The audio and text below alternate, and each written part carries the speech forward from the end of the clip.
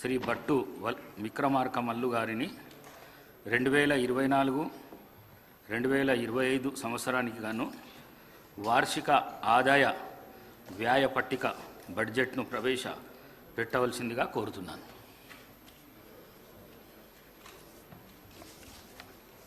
Honorable Speaker, sir, with your permission, I beg to present the annual financial statement, budget for 2024-25.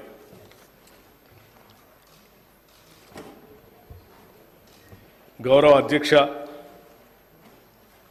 నా తెలంగాణ కోటి రతనాల వీణ అని మహాకవి దాశరథి గారు చెప్పిన తెలంగాణను సాకారం చేసిన శ్రీమతి సోనియా గాంధీ గారి ఆశీస్సులతో కాంగ్రెస్ ప్రభుత్వ తొలి పూర్తి రాష్ట్ర బడ్జెట్ను ప్రవేశపెడుతున్నందుకు నేను ఎంతో సంతోషిస్తున్నాను. గత 10 ఏళ్ల అస్తవ్యస్త పాలనకు విజ్ఞతతో చరమగీతం పాడిన తెలంగాణ ప్రజానికానికి మా ప్రభుత్వం తరఫున కృతజ్ఞతాపూర్వక నమస్కారాలు తెలియజేస్తా ఉన్నాను. ప్రత్యేక తెలంగాణ రాష్ట్రం ఏర్పడితేనే తమ కలలు సాకారం అవుతాయని తెలంగాణ ప్రజల ప్రాణాలు సైతం ఒడ్డి సుదీర్ఘకాలం ఉద్యమించారు. ఆ ఉద్యమాల తీవ్రత వెనుకనున్న తెలంగాణ ప్రజల ఆవేదనను గుర్తించి కాంగ్రెస్ నేతృత్వంలోని యూపీఏ ప్రభుత్వం తెలంగాణ ప్రజలకు ఒక ప్రత్యేక రాష్ట్రాన్ని ఏర్పాటు చేయాలని నిర్ణయించి దానికి సంబంధించిన అన్ని లాంఛనాలను పూర్తి చేసి స్వరాష్ట్రాన్ని సాకారం చేసింది. తెలంగాణ రాష్ట్రం ఏర్పడిన తర్వాత గత దశాబ్ద కాలంలో రాష్ట్ర పురోభివృద్ధి ఆశించిన మేరకు జరగలేదు. తెలంగాణ రాష్ట్రాన్ని బంగారు తెలంగాణగా మారుస్తామని ఒట్టి ఉత్తర కుమార ప్రగల్భాలు పలికిన గత ప్రభుత్వ పాలకులు అన్ని రంగాల్లో పూర్తిగా వైఫల్యం చెందారు. పురోభివృద్ధి అటుంచి రాష్ట్ర ప్రజల సంక్షేమం సన్నగిల్లింది, అభివృద్ధి అడుగంటింది, రాష్ట్రం అప్పుల పాలైంది. చిలికి చిలికి గాలివాన అయినట్లు రాష్ట్ర ఆవిర్భావ సమయానికి ఉన్న 75,577 కోట్ల రూపాయల అప్పు గత ఏడాది డిసెంబర్ నాటికి వామనావతారంలా పెరిగి 6,71,757 కోట్ల రూపాయలకు చేరింది. అంటే గత 10 సంవత్సరాల్లో తెలంగాణ రాష్ట్ర ప్రభుత్వ అప్పు దాదాపు 10 రెట్లు పెరిగింది. తదనుగుణంగా రాష్ట్ర అభివృద్ధి జరగలేదన్నది అక్షర సత్యం. ఉమ్మడి ఆంధ్రప్రదేశ్లో తెలంగాణ రాష్ట్రానికి రావాల్సిన నీళ్లు, నిధులు, నియామకాలు దక్కటం లేదన్న కారణంగా ఉద్యమించిన రాష్ట్ర ప్రజల ఆకాంక్షలు ఎంతవరకు నెరవేరాయి అన్న ప్రశ్నకు మనమంతా కలిసి సమాధానం చెప్పుకోవాల్సిన అవసరం ఉంది. తెలంగాణ వాటాగా వచ్చే నీళ్లను రాష్ట్ర ప్రజల సాగునీరు అవసరాలకు వినియోగించాలన్నది ప్రభుత్వ ప్రధాన సంకల్పం. అయితే గత దశాబ్ద కాలంలో పాలకులు తీసుకున్న తప్పుడు విధాన నిర్ణయాల కారణంగాను, నాణ్యత లేని పనుల కారణంగాను సాగునీటి ప్రాజెక్టులు ఆశించిన ఫలితాలను ఇవ్వలేకపోతున్నాయి. నీళ్లు ఏ కాలువల ద్వారా పారించాలన్న ధ్యేయంతో కాకుండా అవినీతి సొమ్మును ఏ కాలువల ద్వారా ప్రవహింపచేయాలన్న లక్ష్యంతో గత ప్రభుత్వం పనిచేయటం వల్ల రైతుల సాగునీటి సమస్యలు అపరిష్కృతంగానే మిగిలిపోయాయి. పర్యవసానంగా మన నీళ్లను మనం సమర్థవంతంగా వాడుకోలేని పరిస్థితి దాపురించింది. ఈ పరిస్థితి నుండి బయటపడే విధంగా తగిన దిద్దుబాటు చర్యలను చేపట్టడంతో పాటు మరింత మేలైన ప్రాజెక్టుల నిర్మాణం చేపట్టాలనే కృతనిశ్చయంతో ఈ ప్రభుత్వం ఉంది. ఇక నిధుల విషయానికి వస్తే గత ప్రభుత్వ కాలంలో ఆదాయం ద్వారా కానీ, అప్పుల ద్వారా కానీ, తదితర మార్గాల ద్వారా కానీ సమకూరిన నిధుల వ్యయానికి రాష్ట్ర పురోగతికి ఏమాత్రం పొంతలు లేని పరిస్థితి నెలకొంది. ఓ పక్క అప్పులు పెరగడంతో పాటు వేరొక పక్క బిల్లుల బకాయిలు భారీగా పెరిగిపోవటం వల్ల రాష్ట్ర ఆర్థిక పరిస్థితి ప్రమాద స్థాయికి చేరుకుంది. ప్రణాళికాబద్ధంగా నడపవలసిన రాష్ట్ర ఆర్థిక వ్యవస్థను ఒంటెద్దు పోకడలతో స్వంత జాగీరుల ఆర్థిక క్రమశిక్షణ ఏమాత్రం పాటించక గత ప్రభుత్వం చేసిన తప్పిదాల పర్యవసానం మేము ఈరోజు వారసత్వంగా అందుకున్నాం. రాష్ట్ర విభజన నాటికి ఎంతో సమృద్ధిగా ఆర్థికంగా పరిపుష్టిగా ఉన్న రాష్ట్రం నేడు అప్పుల కుప్పగా మారటం విచారకరం. కనీసం రాష్ట్ర ప్రభుత్వ ఉద్యోగుల వేతనాల చెల్లింపులకు, పెన్షన్ చెల్లింపులకు కటకటలాడి సరైన కాలంలో చెల్లించకపోవటం వారి ఆర్థిక క్రమశిక్షణ రాహిత్యానికి, ప్రజా సంక్షేమంపై నిర్లక్ష్యానికి మచ్చుతునక మాత్రమే. ఇటువంటి నిర్లక్ష్య వైఖరి వలన అటు ఉద్యోగులు, పెన్షనర్లు మాత్రమే కాక సామాన్య ప్రజలు, ప్రభుత్వ పథకాలపై ఆధారపడిన అభాగ్యులు, పేద ప్రజలు చెప్పుకోలేని కష్టాలు పడ్డారు. మా ప్రభుత్వం ఏర్పడే నాటికి కుంటుపడిన ఆర్థిక వ్యవస్థను గాడిలో పెట్టడం మేము ఎదుర్కొన్న పెను సవాలు. తలకు మించిన రుణభారం ఉన్నప్పటికీ దోబరా ఖర్చులు కట్టడి చేసి ఆర్థిక క్రమశిక్షణతో పాలన ప్రారంభించాం. తద్వారా ఉద్యోగులకు, పెన్షన్దారులకు సకాలంలో జీతాలు చెల్లించడానికి వెసులుబాటు కలిగింది.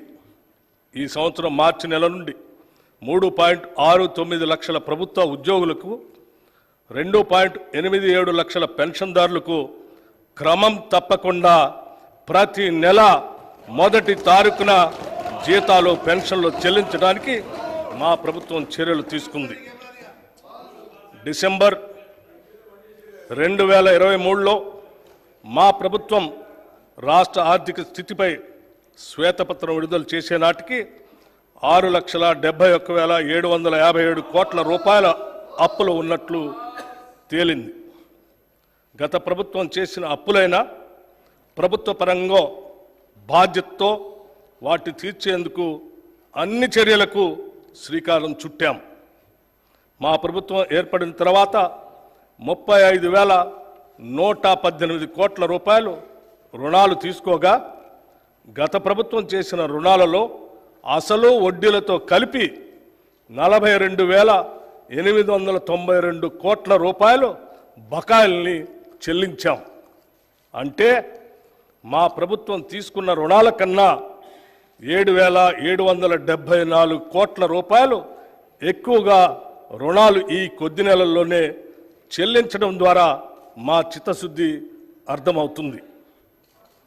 గత ప్రభుత్వం నిర్వాహకం వల్ల చివరికి అప్పులు కట్టడానికి కూడా అప్పులు తీసుకునే పరిస్థితికి రాష్ట్రం దిగజారింది. రాష్ట్ర ఆర్థిక పరిస్థితి ఎంత క్లిష్టంగా ఉన్నా సంక్షేమాన్ని మాత్రం మేము విస్మరించలేదు. డిసెంబర్ నుండి నేటి వరకు 34,579 కోట్ల రూపాయలు వివిధ పథకాలపై ఖర్చు చేశాం. ఈ పథకాల్లో ముఖ్యమైనవి మహిళలకు ఉచిత బస్సు ప్రయాణం, 200 యూనిట్ల ఉచిత కరెంట్, రైతు భరోసా, బియ్యంపై సబ్సిడీలు మరియు చేయూత. సంక్షేమంతో పాటు మూలధన వ్యయానికి, క్యాపిటల్ ఎక్స్పెండిచర్ కూడా అదనంగా 19,456 కోట్ల రూపాయలు ఖర్చు చేశాం. తెలంగాణ రాష్ట్రం ఏర్పడిన 10 ఏళ్ల తర్వాత వాస్తవానికి దగ్గరగా ప్రణాళికాబద్ధమైన బడ్జెట్ను తొలిసారిగా మా ప్రభుత్వం 2024 ఫిబ్రవరి 10న శాసనసభలో ప్రవేశపెట్టడం జరిగింది. గత దశాబ్ద కాలంలో నియామకాల విషయానికి వస్తే రాష్ట్ర నిరుద్యోగ యువత కన్న కలలు కలలైపోయాయి. కొత్త ఉద్యోగాలు సృష్టించమనే మాట ఉంచితే ఉన్న ఉద్యోగాల నియామక ప్రక్రియల్లో గత ప్రభుత్వం చూపించిన అలసత్వం, నిర్లక్ష్యం కారణంగా నిరుద్యోగ యువత ఆశలు అడుగంటిపోయాయి. తాము చేపట్టిన అరకొర ఉద్యోగాల నియామక ప్రక్రియలో చోటు చేసుకున్న అక్రమాలు, పేపర్ లీకేజీలు, అసమర్థ పరీక్షా నిర్వహణ వల్ల అర్హులైన యువతకు ఉద్యోగాలు రాని పరిస్థితి దాపురించింది. ప్రభుత్వ మరియు ప్రభుత్వ రంగ సంస్థల్లో కొత్త ఉద్యోగాలు సృష్టించడానికి ఉద్యోగ నియామక ప్రక్రియలో పారదర్శకంగా పనిచేయటానికి తగిన చర్యలు మా ప్రభుత్వం తీసుకుంటుంది. తెలంగాణ పబ్లిక్ సర్వీస్ కమిషన్ సంస్థను సమూలంగా ప్రక్షాళన చేసి వారికి కావలసిన నిధులను మరియు మౌలిక వసతులను సమకూర్చాం. పోలీసు, వైద్య మరియు ఇతర రంగాల్లో ఇప్పటికే 31,768 ఉద్యోగ నియామక పత్రాలని అందజేశాం. ఉద్యోగ నియామక ప్రక్రియల్లో ఇదివరకు చోటు చేసుకున్న అవకతవకలను సరిదిద్ది నియామక ప్రణాళిక క్యాలెండర్ను త్వరలోనే ప్రకటిస్తాం. గత ప్రభుత్వ వైఫల్యాలను గమనించిన రాష్ట్ర ప్రజలు మార్పును కోరి ఇందిరమ్మ రాజ్యం కోసం కాంగ్రెస్ పార్టీకి అధికారం ఇచ్చారు. తత్ఫలితంగా గౌరవనీయులు శ్రీ రేవంత్ రెడ్డి గారి నేతృత్వంలో కాంగ్రెస్ పార్టీ ప్రభుత్వాన్ని ఏర్పరిచింది. ప్రజల ఆకాంక్షలతో కాంగ్రెస్ పార్టీ ఆశయాలను సమన్వయపరిచి ఎన్నికల ముందు మేము ఇచ్చిన హామీలను, అభివృద్ధి కార్యక్రమాలను అమలుపరచాలనే దృఢదీక్షతో ప్రభుత్వాన్ని ఏర్పాటు చేశాం. మేము ఇచ్చిన హామీలు ఎన్నికల్లో ఏదో విధంగా గెలవాలనే ఉద్దేశంతో ఇచ్చినవి కావు. ప్రజల గుండె చప్పళ్లకు స్పందించి రూపొందించినవే. మరొక్కసారి చెప్తా ఉన్నాను మీకు, ప్రజల గుండె చప్పళ్లకు స్పందించి రూపొందించినవే. మా హామీలు అలివి కానివని ప్రతిపక్షాలు పదే పదే విమర్శలు చేస్తుండటం గమనార్హం. సంకల్ప బలం, చిత్తశుద్ధి, సమర్థత, నిజాయితీ పునాదులుగా నిర్మితమైనటువంటి మా ప్రభుత్వానికి అలివి కానివి లేనే లేవని నిరూపించాం. ఇందుకు తొలిమెట్టుగా రాష్ట్ర మహిళలందరికీ ఇప్పటికే మహాలక్ష్మి పథకం కింద ఉచిత ఆర్టీసీ బస్సు ప్రయాణం కల్పించాం. ఆరోగ్యశ్రీ పథకం కింద అర్హులైన వారందరికీ వైద్య ఖర్చుల నిమిత్తం 5 లక్షల రూపాయల పరిమితిని 10 లక్షల రూపాయలకు పెంచడం మా ప్రభుత్వ చిత్తశుద్ధికి నిదర్శనం. మహాలక్ష్మి పథకం కింద 500 రూపాయలకే గ్యాస్ సిలిండర్లను అర్హులైన వారందరికీ సరఫరా చేస్తున్నాం. పేదలకు సొంతింటి కల నెరవేర్చే ఇందిరమ్మ ఇళ్ల పథకం కూడా ప్రారంభించాం.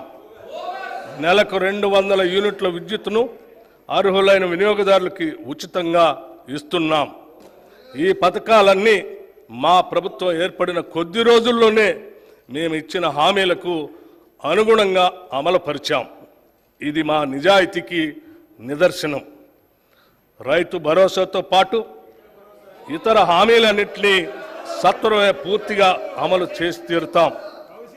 ఒక్క ముక్కలో చెప్పాలంటే ఎన్నికల సమయంలో ఇందిరమ్మ రాజ్యాన్ని తెలంగాణలో స్థాపిస్తామని ప్రజలకిచ్చిన వాగ్దానాన్ని నిలబెట్టుకోవటానికి నిరంతరం కృషి చేస్తాం.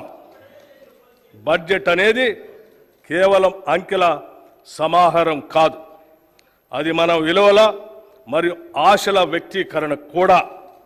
The budget is not just a collection of numbers but also an expression of our values and aspirations. మేము ప్రవేశపెడుతున్నటువంటి ఈ బడ్జెట్ మమ్మల్ని నమ్మిన రాష్ట్ర ప్రజల ఆకాంక్షలు మరియు వారి నమ్మకాల ప్రతిబింబమే. తెలంగాణ రాష్ట్ర ఆర్థిక స్థితిగతుల గురించి 2023-24 సంవత్సరానికి ప్రపంచ ఆర్థిక వ్యవస్థ 3.2% అభివృద్ధి చెందింది. ఇదే కాలానికి భారతదేశ ఆర్థిక రంగం 7.6%, తెలంగాణ 7.4%గా వృద్ధిని నమోదు చేశాయి. అంటే గత సంవత్సరంలో తెలంగాణ వృద్ధి రేటు జాతీయ వృద్ధి రేటు కన్నా తక్కువ అని గమనించాలి. 2023-24 ఆర్థిక సంవత్సరంలో తెలంగాణ స్థూల రాష్ట్ర దేశీయ ఉత్పత్తి GSDP ప్రస్తుత ధరల ఆధారంగా లెక్కిస్తే 14,63,963 కోట్ల రూపాయలు. గత సంవత్సరంతో పోలిస్తే 11.9% వృద్ధి రేటు నమోదైంది. జాతీయ స్థాయిలో ఈ వృద్ధి రేటు 9.1% ఉంది.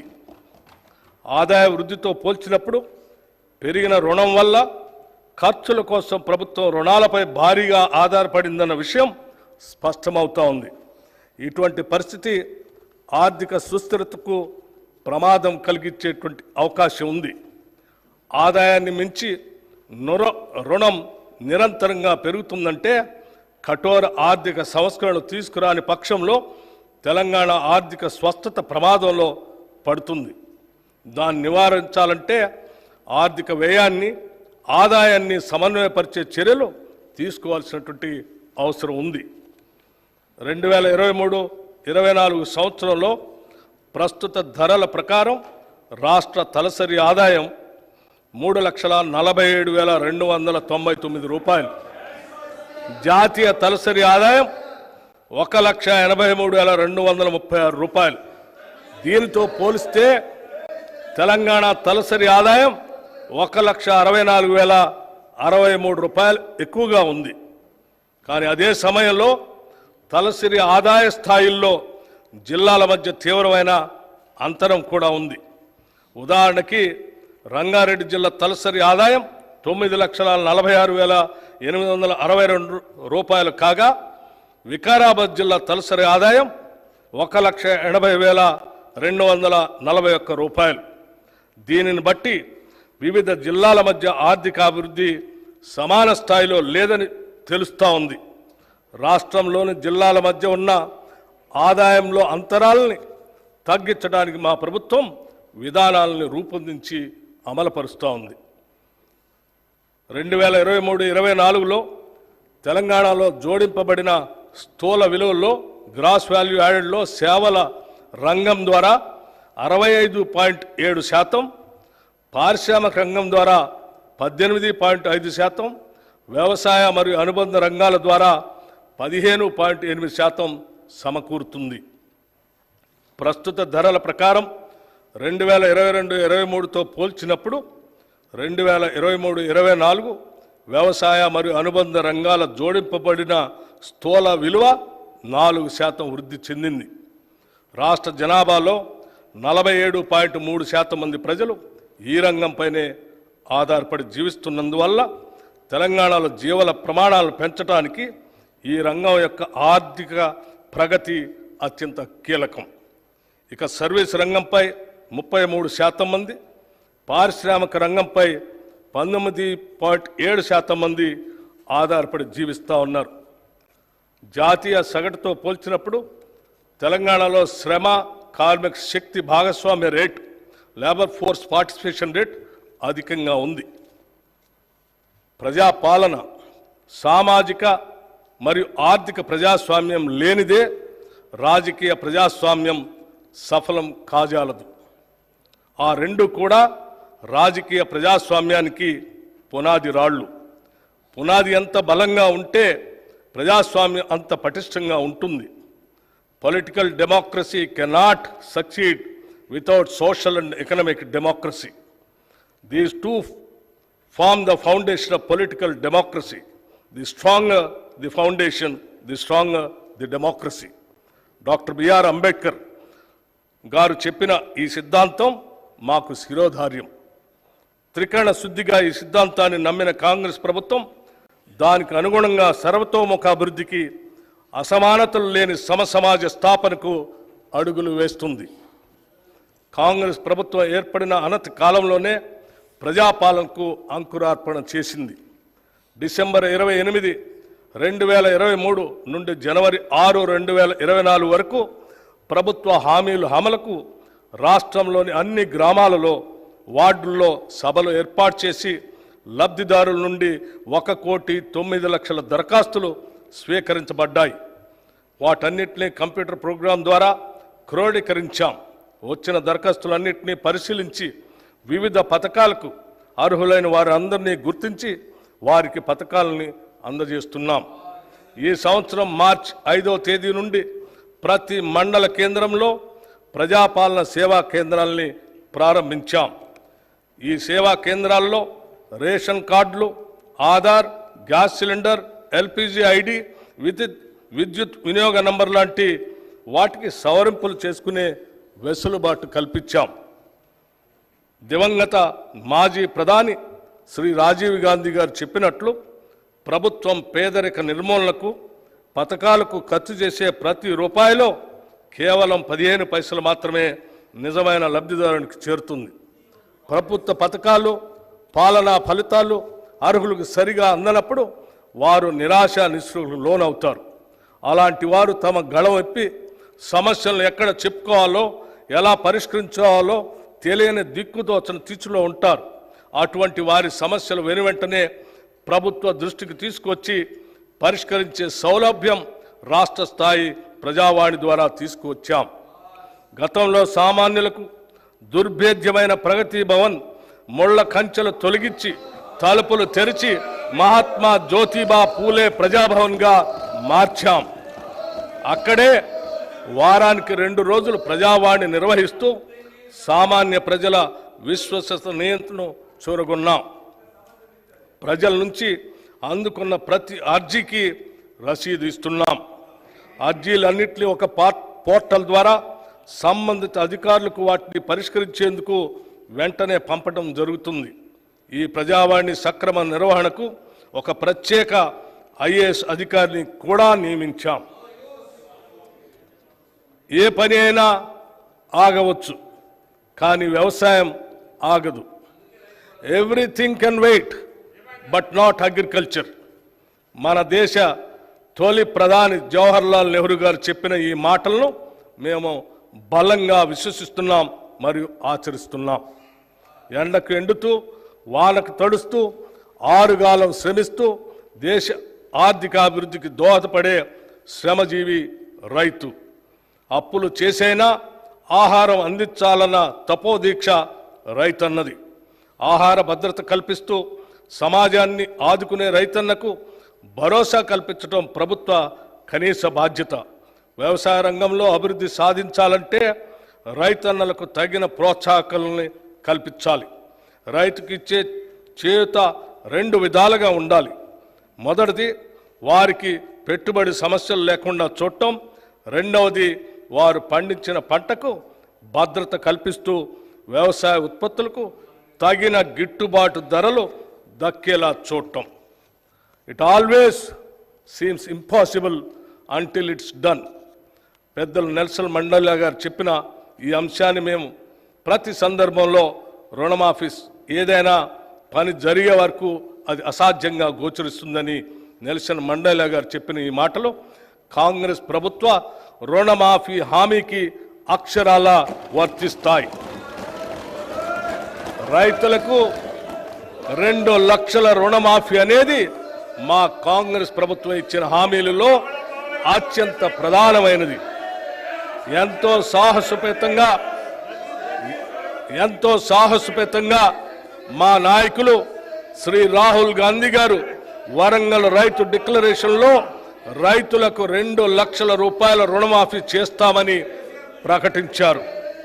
ఈ రుణమాఫీకి అవసరమైన నిధులను ఎలాగైనా సమీకరించాలనే సంకల్ప బలం మాకు మొదటి నుంచి ఉంది. గత ప్రభుత్వం 2014లో రైతులకి 1 లక్ష రూపాయల రుణమాఫీ చేస్తామని ప్రకటించి 2014 నుండి 2018 వరకు 4 విడతల్లో నిధులు విడుదల చేసింది. ఇలా పలు దఫాల్లో నిధులు విడుదల చేయటం వల్ల అసలు తీరకపోవడంతో పాటు రైతులకు వడ్డీ భారం కూడా పెరిగింది. రెండోసారి అధికారంలోకి వచ్చిన తర్వాత కూడా మళ్ళీ 1 లక్ష రూపాయలు మాఫీ చేస్తామని చెప్పి 5 సంవత్సరాల కాలంలో సరిగ్గా ఎన్నికల ముందు కొద్దిపాటి నిధులు విడుదల చేసి చేతులు దులుపుకున్నారు. దీనివల్ల రైతులు తీవ్రంగా నష్టపోయారు. వడ్డీ భారం పెరిగిపోవటం, పాత బకాయిలు తీరకపోవటం వలన బ్యాంకులు కొత్త రుణాలు ఇవ్వలేదు. వ్యవసాయానికి పెట్టుబడి అందక రైతులు వడ్డీ వ్యాపారుల దయాదాక్షిణ్యాలపై ఆధారపడి బతకాల్సిన దుస్థితి ఏర్పడింది. ఇలా అరకొర రుణమాఫీలా కాకుండా రైతుకు నిజమైన మేలు జరగాలనే ఉద్దేశంతో మా ప్రభుత్వం ఒకేసారిగా 31,000 కోట్ల రుణమాఫీ చేయాలని సంకల్పించింది. చేతగా నమ్మకు మాటలు ఎక్కువ అన్నట్లు రుణమాఫీలో పూర్తిగా విఫలమైన గత ప్రభుత్వ నాయకులు మా చిత్తశుద్ధిని శంకిస్తూ ప్రజలను తప్పుదోవ పట్టించేందుకు శతవిధాలా ప్రయత్నించారు. ఇంకా ప్రయత్నిస్తూనే ఉన్నారు. డిసెంబర్ 12, 2018 సంవత్సరం నుండి డిసెంబర్ 9, 2023 వరకు ఉన్న రుణాలన్నింటికీ రుణమాఫీ వర్తింపచేస్తూ అత్యంత సాహసోపేతమైన నిర్ణయం తీసుకున్నాం. తీవ్ర ఆర్థిక సంక్షోభంలో అధికారం అందుకున్న మేము తగిన ప్రణాళికతో పొదుపుతో ఇచ్చిన మాట ప్రకారం 2 లక్షల రూపాయల రుణమాఫీకి అవసరమైన 31,000 కోట్ల రూపాయలను సమీకరించుకుంటున్నాం. జూలై 18న 1,00,000 రూపాయల వరకు ఒకటేసారి రుణం ఉన్న 11,34,000 రైతన్నలకు 6,035 కోట్ల రూపాయలు రుణమాఫీ మొత్తాన్ని వారి ఖాతాల్లో ఒకేసారి జమ చేశాం. 2 లక్షల రూపాయల వరకు రుణం ఉన్న మిగతా రైతులకు కూడా అతి త్వరలో రుణమాఫీ జరుగుతుంది. కాంగ్రెస్ మాట ఇస్తే శిలాశాసనమని రుణమాఫీ అమలుతో మరొక్కసారి రుజువైంది. ఈ రుణమాఫీతో తీవ్ర నిరాశలో ఉన్న రాష్ట్ర అన్నదాతల్లో భవిష్యత్తుపై తిరిగి ఆశలు చిగురించాయి. వారి సంబరాలు అంబరాన్ని అంటాయి. ఇక ముందు కూడా రైతు పక్షాన మా ప్రభుత్వం సదా అండగా ఉంటుంది. రైతు భరోసా గత ప్రభుత్వం అమలు చేసిన రైతు బంధు పథకం కింద 5 సంవత్సరాల్లో 80,440 కోట్ల రూపాయలు ఖర్చు చేసింది. దీనిలో అధిక శాతం లబ్ధి అనర్హులకి, సాగులో లేని భూమి యజమానులకి, రియల్ ఎస్టేట్ వ్యాపారులకి అందటం వల్ల నిధులు భారీగా దుర్వినియోగం అయ్యాయి. గత ప్రభుత్వం చేసిన ఈ నిర్వాహకం వల్ల ప్రభుత్వ సొమ్ము నిరుపయోగమైంది. గత ప్రభుత్వం వారు రూపొందించుకున్న నియమ నిబంధనలను వారే తుంగలో తొక్కారు. ఇది చాలా శోచనీయం మరియు క్షమించరాని నేరం. మా ప్రభుత్వం అర్హులైన రైతులకు మాత్రమే లబ్ధి చేకూరేలాగా రైతు బంధు పథకం స్థానే రైతు భరోసాను తీసుకొచ్చింది. ఈ పథకం ద్వారా అర్హులైన రైతులకు ఏటా ఎకరానికి 15,000 రూపాయలు చెల్లించాలన్నది మా ప్రభుత్వ సంకల్పం. దీని అమలుకు విధి విధానాలు చర్చించి నిర్ణయించడానికి ఒక కేబినెట్ సబ్ కమిటీ ఏర్పాటు చేశాం. ఈ కమిటీ పలు జిల్లాల్లో పర్యటించి ఆ ప్రాంత రైతుల్ని, వ్యవసాయ రంగ నిపుణుల్ని, మేధావుల్ని సంప్రదించి వారి అభిప్రాయాలను సేకరించింది. ప్రజాభిప్రాయాలన్నింటినీ క్రోడీకరించి వాటిని గౌరవ సభలో ఉంచి చర్చించి గౌరవ శాసనసభ్యులు అందరి అభిప్రాయాన్ని తీసుకొని అమలు చేయాల్సిన విధి విధానాలపై తగిన నిర్ణయం తీసుకుంటాం. ప్రభుత్వ విధానాలు పారదర్శకంగా ప్రజల భాగస్వామ్యంతో ఖరారు చేయాలి. అంతేకాని 4 గోడల గడిల మధ్యన కాదు అని మా పనితీరుకు రైతు భరోసా విధానం ఒక ఉదాహరణ. రైతు కూలీల సంక్షేమం. భూమి లేని గ్రామీణ ప్రజానికం ఎక్కువగా రైతు కూలీలుగా పనిచేస్తూ దుర్భర జీవితాన్ని గడుపుతున్నారు. వారికి ఎటువంటి ఆర్థిక భద్రత ఉండకపోవడంతో పనిలేని రోజుల్లో పస్తులు ఉండాల్సిన బాధాకరమైన పరిస్థితి. వీరికి గత 10 ఏళ్లలో ప్రభుత్వ పరంగా ఎటువంటి సహాయ సహకారాలు అందలేదు. భూమి లేని రైతు కూలీల ఆర్థిక మరియు జీవన స్థితిగతులు మెరుగుపరచడానికి మా ప్రభుత్వం లక్షలాది భూమి లేని నిరుపేద రైతు కూలీలకు సంవత్సరానికి 12,000 రూపాయలు అందించే బరోత్తర కార్యక్రమాన్ని ఈ సంవత్సరంలోనే ప్రారంభించబోతున్నాం. అతివృష్టి అనావృష్టుల రైతన్నల పాలిట శాపాలు. ఏడాది పాటు శ్రమించిన అనుకోని ప్రకృతి విపత్తులతో పండిన పంట చేతికందక రైతు రుణభారంతో కుంగిపోయి రైతు కూలీగా మారే పరిస్థితులు ఉత్పన్నమవుతాయి. వారిని ఇలాంటి దైన్య స్థితి నుండి కాపాడాల్సిన బాధ్యత ప్రభుత్వానిది. గత ప్రభుత్వం ఈ పథకానికి అవసరమైన బీమా ప్రీమియం చెల్లించక రైతుల కడగళ్లకు కారణమైంది. మా ప్రభుత్వం రైతుకు ఆర్థిక భద్రత కలిగించేందుకు పంటల బీమా పథకాన్ని అమలు చేయడానికి ఈ సంవత్సరం నుండి ప్రధానమంత్రి ఫసల్ బీమా యోజన పథకంలో చేరాలని నిర్ణయించాం. ఈ పథకం కింద రైతులు చెల్లించాల్సిన బీమా ప్రీమియం కూడా రాష్ట్ర ప్రభుత్వమే చెల్లిస్తుంది. రైతులకి పైసా ఖర్చు లేకుండా వారు వేసిన పంటలకు పూర్తి భద్రత ఈ పథకం కల్పిస్తుంది. తెలంగాణలో వరి సాగు చాలా విస్తృతంగా జరుగుతుంది. పండిన పంటకు సరైన ధర రాక పెట్టుబడి కూడా దక్కక రైతులు తీవ్రంగా నష్టపోతున్నారు. రాష్ట్రంలో సన్న రకం వరి ధాన్యాల సాగును ప్రోత్సహించడానికి ప్రభుత్వం 33 రకాల వరి ధాన్యాలను గుర్తించి వాటిని పండించిన రైతుకు క్వింటాలకు 500 రూపాయల బోనస్ చెల్లించాలని నిర్ణయించాం. దీనివల్ల సన్న రకాల వరిని పండించే సాగు భూమి విస్తరణ పెరిగి రైతులకు ఆర్థిక ప్రయోజనం చేకూరుతుంది. వ్యవసాయ రంగంలో వచ్చే ఆధునిక సాంకేతిక అభివృద్ధి రైతులకు అందితేనే వాటి వలన ఉపయోగం. టెక్నాలజీ మరియు రైతు మధ్య ఒక అనుసంధానం అవసరం. రైతులకు ఎప్పటికప్పుడు కొత్త శాస్త్రీయ పద్ధతుల ద్వారా దిగుబడులు పెంచుకోవటం, పంటలను తెగుళ్ల బారి నుండి రక్షించుకోవటం మరియు ఇతర వ్యవసాయ రంగ పరిజ్ఞానం అందించటం మా ప్రాధాన్యతగా ఉంది. ఈ కార్యక్రమంలో భాగంగా ప్రొఫెసర్ జయశంకర్ తెలంగాణ రాష్ట్ర వ్యవసాయ విశ్వవిద్యాలయ శాస్త్రవేత్తల సహకారంతో వీడియో కాన్ఫరెన్సుల్ని నిర్వహిస్తున్నాం.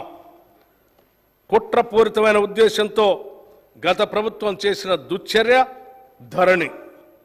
చాలా సంవత్సరాల కాలంగా భూమిపై సర్వ హక్కులు అనుభవిస్తున్న కొందరు రైతన్నలకు వారి భూమి వారికే కాకుండా చేసింది ధరణి. తరతరాలుగా తమ యాజమాన్యంలో ఉన్న భూముల్ని ధరణి పోర్టల్లో నమోదు చేసే సమయంలో జరిగిన లోపాలు, అక్రమాలు, అవకతవకల వల్ల లక్షలాది రైతులు తీవ్రమైన మనోవేదనకి గురయ్యారు. ఆ పొరపాట్లను సరిదిద్దేందుకు ప్రభుత్వ కార్యాలయాల చుట్టూ తిరిగి వేసారిపోయారు. గత ప్రభుత్వం చేసిన తప్పులతో ఎంతోమంది వారి భూముల్ని అమ్ముకోలేక పెళ్లిళ్లకు, పిల్లల చదువులకు మరియు కుటుంబ అవసరాలు తీర్చుకోవటానికి నానా అగచాట్లు పడ్డారు. లోపభూయిష్టమైన ధరణి నిర్వహణ వల్ల చాలామంది రైతులకి అందవలసిన రైతు బంధు, రైతు బీమా వంటి ప్రభుత్వ పథకాలు కూడా అందక నష్టపోయారు.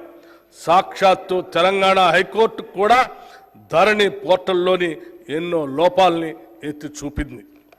ప్రజలకు ఇచ్చిన హామీ మేరకు మా ప్రభుత్వం ఏర్పడిన తర్వాత జనవరి 2024లో ధరణి పోర్టల్ అమలు కారణంగా వచ్చిన సమస్యల్ని అధ్యయనం చేయడానికి ఒక కమిటీని నియమించింది. ఆ కమిటీ సూచనల మేరకు మొదటి దశలో పెండింగ్లో ఉన్న దరఖాస్తులను పరిశీలించి పరిష్కరించడానికి స్పెషల్ డ్రైవ్ను ఈ సంవత్సరం మార్చి 1 నుండి మార్చి 15 వరకు జిల్లా కలెక్టర్ల ఆధ్వర్యంలో చేపట్టాం. మార్చి 1, 2024 నాటికి 2,26,740 దరఖాస్తులు పెండింగ్లో ఉండగా 1,22,774 కొత్త దరఖాస్తులు వచ్చాయి. మొత్తంగా ఉన్న 3,49,514 దరఖాస్తుల్లో మార్చి 1 నుండి నేటి వరకు 1,79,143 దరఖాస్తుల్ని పరిష్కరించాం. నేటికి ధరణిలో 35 లావాదేవీలకు సంబంధించిన మాడ్యూల్ని 10 సమాచార మాడ్యూల్ని అందుబాటులోకి తీసుకురావడం జరిగింది. ఈ మాడ్యూళ్ల వల్ల క్షేత్రస్థాయిలో ఎదురవుతున్న ఇబ్బందులకు కొంతవరకు పరిష్కారం లభిస్తుంది. మేము ధరణి సమస్యల పరిష్కార పురోగతిని ఎప్పటికప్పుడు కలెక్టర్లతో సమీక్షిస్తున్నాం. ధరణి కమిటీ పూర్తి అధ్యయనం అయిన తర్వాత శాశ్వత పరిష్కార దిశగా తగిన చర్యలు తీసుకుంటాం. మన రాష్ట్ర జనాభాలో 47.3% ప్రజలు వ్యవసాయంపై ఆధారపడి జీవనోపాధి పొందుతున్నారు. కానీ మన రాష్ట్ర ఆర్థిక రంగంలో వ్యవసాయ మరియు సంబంధిత రంగాల వాటా 15.8% మాత్రమే. ఈ రంగం యొక్క వాటా పెరిగినప్పుడు రైతుల ఆర్థిక పరిపుష్టికి దారితీస్తుంది. అందుకే మా ప్రభుత్వం రైతుకు అవసరమైన అన్ని విధాల చేయూత అందిస్తుంది. ఇప్పటి వరకు ఏ ప్రభుత్వం చేయనంత సాహసం మేము ఈ బడ్జెట్లో చేస్తున్నాం. మొత్తం ప్రతిపాదిత బడ్జెట్లో సింహభాగం అంటే 72,659 కోట్ల రూపాయలు వ్యవసాయ రంగానికి ప్రతిపాదిస్తున్నాం. ఇది రైతుల తలరాతలు మార్చే ఒక చారిత్రాత్మక నిర్ణయం. భారతదేశ చరిత్రలో వ్యవసాయ రంగానికి ఇది ఒక మైలురాయి. హార్టికల్చర్, ఆయిల్ పామ్ సాగు తెలంగాణలో 12.12 లక్షల ఎకరాల్లో, ఉద్యాన పంటల సాగు ద్వారా 53.06 లక్షల మెట్రిక్ టన్నుల ఉత్పత్తి జరుగుతూ ఉంది. రాష్ట్రంలో ఆయిల్ పామ్ సాగును ప్రోత్సహించేందుకు oil palm area expansion under national mission on edible oils పథకం కింద ఆయిల్ పామ్ సాగు రైతులకి అవసరమైన సహాయం అందిస్తాం. 2024-25లో రాష్ట్రంలో 1 లక్ష ఎకరాల ఆయిల్ పామ్ సాగు చేసేలాగా లక్ష్యంగా పెట్టుకున్నాం. ఇప్పటికే 77,857 ఎకరాలకి రిజిస్ట్రేషన్ జరగగా 23,131 ఎకరాలకి అనుమతులు కూడా ఇవ్వటం జరిగింది. వచ్చిన మొత్తం రిజిస్ట్రేషన్లకి ఈ నెలలోనే ప్లాంటేషన్ మరియు డ్రిప్ అనుమతులు కూడా ఇవ్వాలని లక్ష్యంగా పెట్టుకున్నాం. నాణ్యమైన విత్తనాలు లభిస్తేనే రైతుకు సరైన దిగుబడి వస్తుంది. గత ప్రభుత్వ పాలనలో రాష్ట్ర రైతాంగం నకిలీ విత్తనాల వల్ల పూర్తిగా నష్టపోయారు. రైతాంగం అప్పులు తెచ్చి పెట్టిన పెట్టుబడి నకిలీ విత్తనాల కారణంగా మొత్తం వృధా అవుతుంది. మా ప్రభుత్వం నకిలీ విత్తనాలను అరికట్టేందుకు కృత నిశ్చయంతో ఉంది. నకిలీ విత్తనాలను అరికడుతూ నాణ్యమైన విత్తనాలు రైతులకు అందించే దిశగా చర్యలు తీసుకుంటున్నాం. రైతులకు నష్టం జరిగే ఎటువంటి చర్యలను మా ప్రభుత్వం సహించదు. హార్టికల్చర్కు బడ్జెట్లో 737 కోట్ల రూపాయలు ప్రతిపాదిస్తున్నాం. పశుసంవర్ధక శాఖ పాడి పశువుల పెంపకం గ్రామీణ ప్రజానికానికి ఎంతో ఆర్థిక పుష్టిని ఇస్తుంది. పాలు, మాంసం, గుడ్లు ప్రజానికానికి పోషణ అందించడంతో పాటు అదనపు ఆదాయం ఇస్తాయి. ఇతర అనుబంధ రంగాలైన చేపలు, గొర్రెలు, కోళ్ల పెంపకం ఎంతోమందికి జీవనోపాధి కల్పిస్తాయి. ఈ రంగం గ్రామీణ ప్రాంతాల్లో ఉపాధి కల్పిస్తూ అభివృద్ధిలో కీలక పాత్ర వహిస్తుంది. పాల ఉత్పత్తి రంగంలో 62% వాటా చిన్న సన్నకారు మరియు భూమి లేని పేదలదే. వారు రాష్ట్రంలోని పశు సంపదలో 70% వాటా పొంది ఉన్నారు. ఈ రంగంలో రాష్ట్రం 326.39 లక్షల పశు సంపదతో దేశంలో 8వ స్థానంలో ఉంది. పశు సంవర్ధక రంగానికి ఈ బడ్జెట్లో 1,980 కోట్ల రూపాయలు ప్రతిపాదిస్తున్నాము. అభయస్తం 6 హామీలకు సంబంధించి మహిళలను మహాలక్ష్మిగా గౌరవించడం మన సంస్కృతి. మహాలక్ష్మి పథకం కింద తెలంగాణ రాష్ట్రంలోని మహిళలందరికీ టీజీఆర్టీసీ నడిపే బస్సుల్లో ఉచిత ప్రయాణ సౌకర్యం కల్పించాం. ప్రయాణించే దూరం పైన, ప్రయాణించే పర్యాయాలపైన ఎటువంటి పరిమితి లేదు. ఈ పథకాన్ని ఇప్పటి వరకు 68.60 కోట్ల ప్రయాణాలను మహిళలు ఆర్టీసీ బస్సుల్లో ఉచితంగా చేశారు. పర్యవసానంగా తెలంగాణ మహిళలకు 2,351 కోట్ల రూపాయలు ఆదా అయింది. ఈ ఉచిత బస్సు సౌకర్యంతో రాష్ట్రమంతా మహిళల్లో హర్షాతిరేకాలు వెల్లువిరుస్తున్నాయి. వారు ఈ సౌకర్యాన్ని వినియోగించుకొని రాష్ట్రం నలుమూలల్లో ఉన్న పర్యాటక కేంద్రాలను, దేవాలయాలను, బంధుమిత్రులను సందర్శించే వెసులుబాటు ఏర్పడింది. ఈ ఉచిత బస్సు సౌకర్యం పరోక్షంగా రాష్ట్ర ఆర్థికాభివృద్ధికి తోడ్పడుతుంది. ఈ పథకానికి అయ్యే ఖర్చు ఆర్టీసీకి ప్రభుత్వం నెలవారీగా ప్రతి నెల చెల్లిస్తుంది. దానివల్ల ఆర్టీసీ సంస్థ కూడా ఆర్థికంగా బలోపేతమై $1 బిలియన్ కార్పొరేషన్గా అవతరించడానికి దోహదపడింది. 500 రూపాయలకే గ్యాస్ సిలిండర్ నిరుపేద మధ్యతరగతి కుటుంబాలకు తరచుగా పెరిగే గ్యాస్ సిలిండర్ ధరలు మోయలేని భారంగా మారాయి. వారి ఆదాయంతో పోలిస్తే పెరిగిన సిలిండర్ ధర వారికి ఒక తీవ్రమైన ఆర్థిక సమస్యగా మారింది. మా ప్రభుత్వం మహాలక్ష్మి పథకం కింద 500 రూపాయలకే వంట గ్యాస్ సిలిండర్ని అందించడం ప్రారంభించింది. ఈ పథకం ద్వారా ఇప్పటి వరకు 39,57,637 కుటుంబాలకు లబ్ధి చేకూరింది. ప్రభుత్వం ఈ పథకానికి ఇప్పటి వరకు 200 కోట్ల రూపాయలు వెచ్చించింది. ఈ బడ్జెట్లో ఈ పథకానికి 723 కోట్ల రూపాయలు ప్రతిపాదిస్తున్నాం. గృహజ్యోతి పథకం అల్పాదాయ వర్గాల వారి ఇళ్లలో చీకట్లో పాలదోలి కాంతులు నింపాలనే సత్సంకల్పంతో మెరుపు లాంటి ఆలోచనలతో వెలిగిన దీపం గృహజ్యోతి పథకం. ఫిబ్రవరి 2024లో ఈ పథకం అమలుకు అవసరమైన ఉత్తర్వులను మార్గదర్శకాలను ప్రభుత్వం విడుదల చేసి ఈ సంవత్సరం మార్చి 1 నుండి అమలు చేస్తున్నాం. 200 యూనిట్ల కంటే తక్కువ విద్యుత్తుని వినియోగించుకునే గృహాలకు ఉచిత విద్యుత్ అందించడం ఈ పథకం ప్రధాన లక్ష్యం.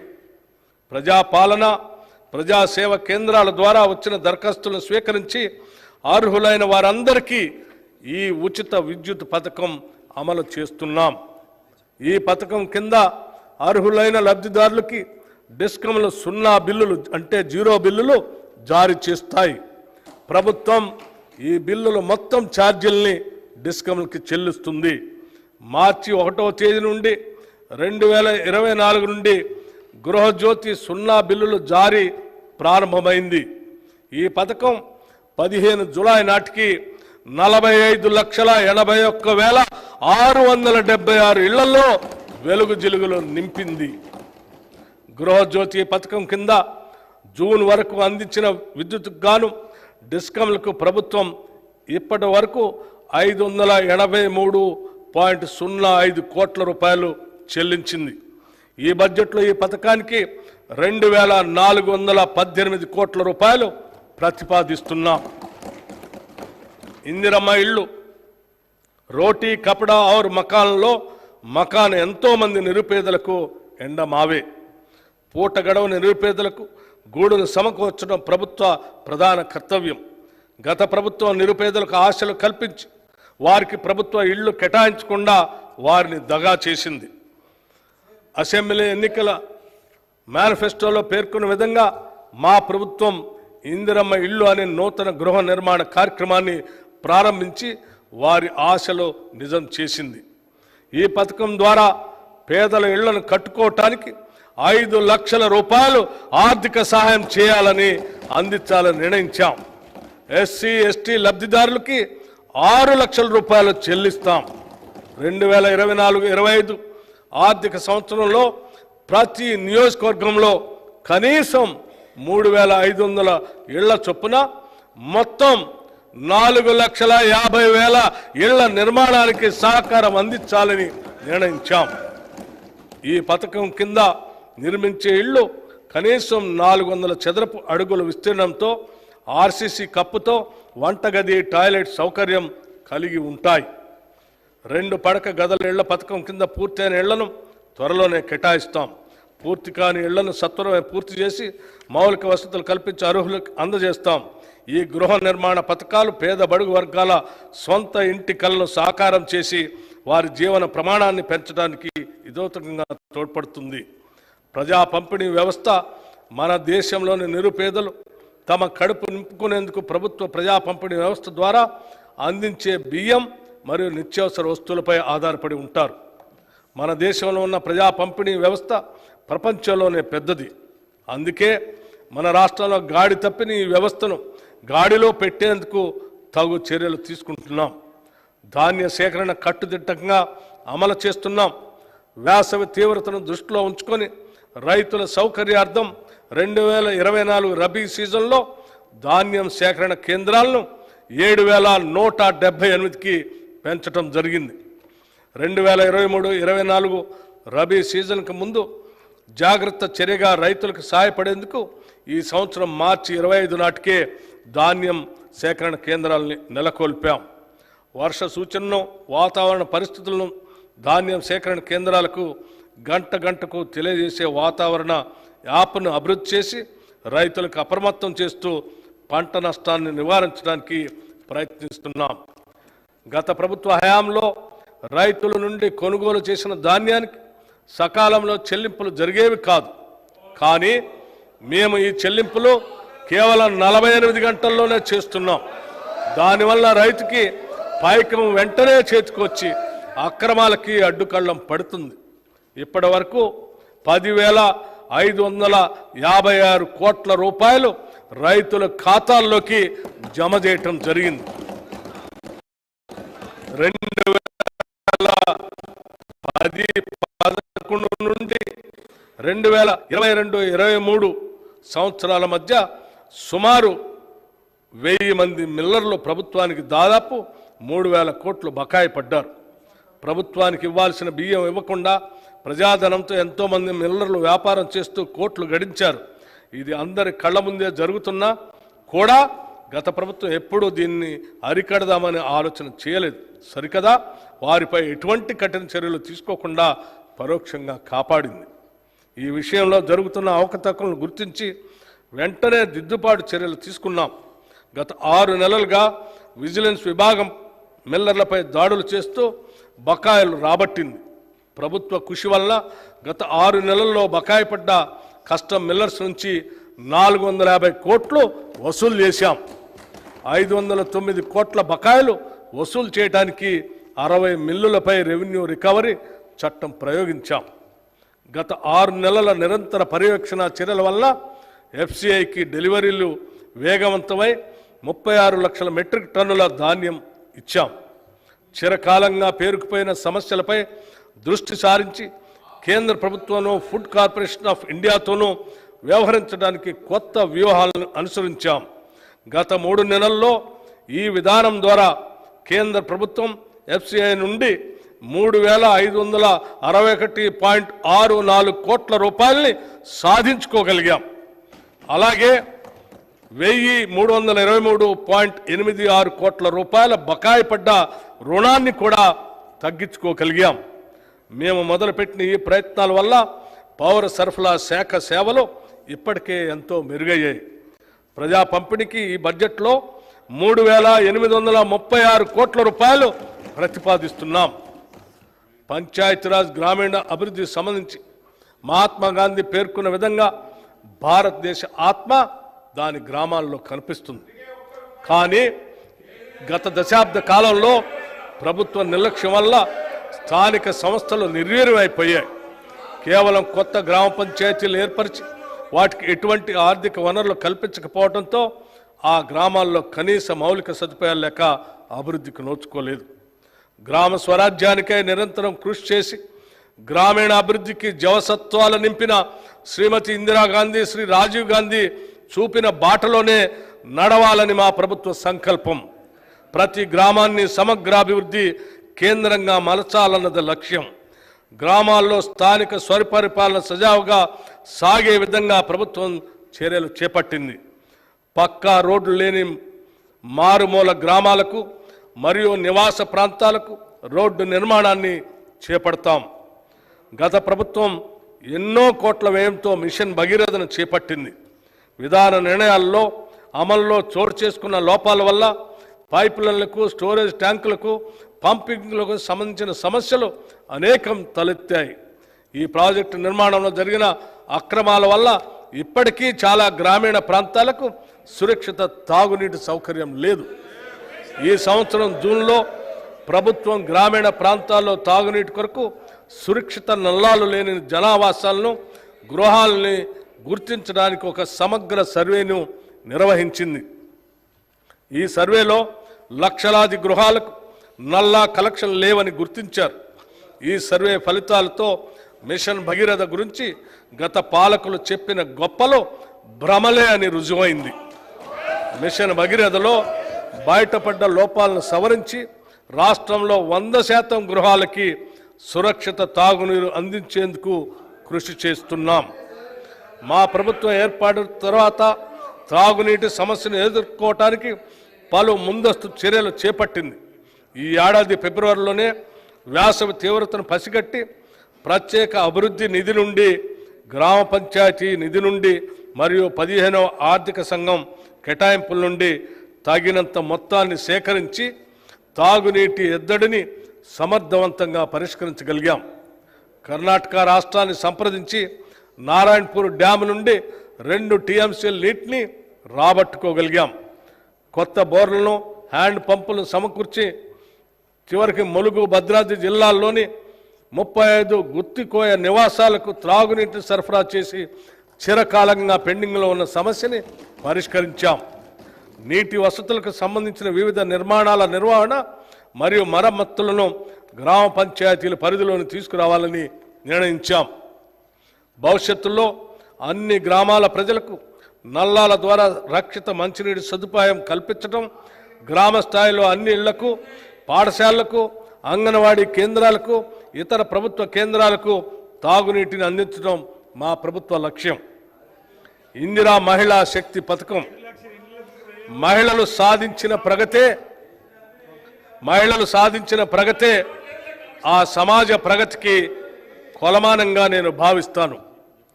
I measure the progress of the community by the degree of progress which women have achieved.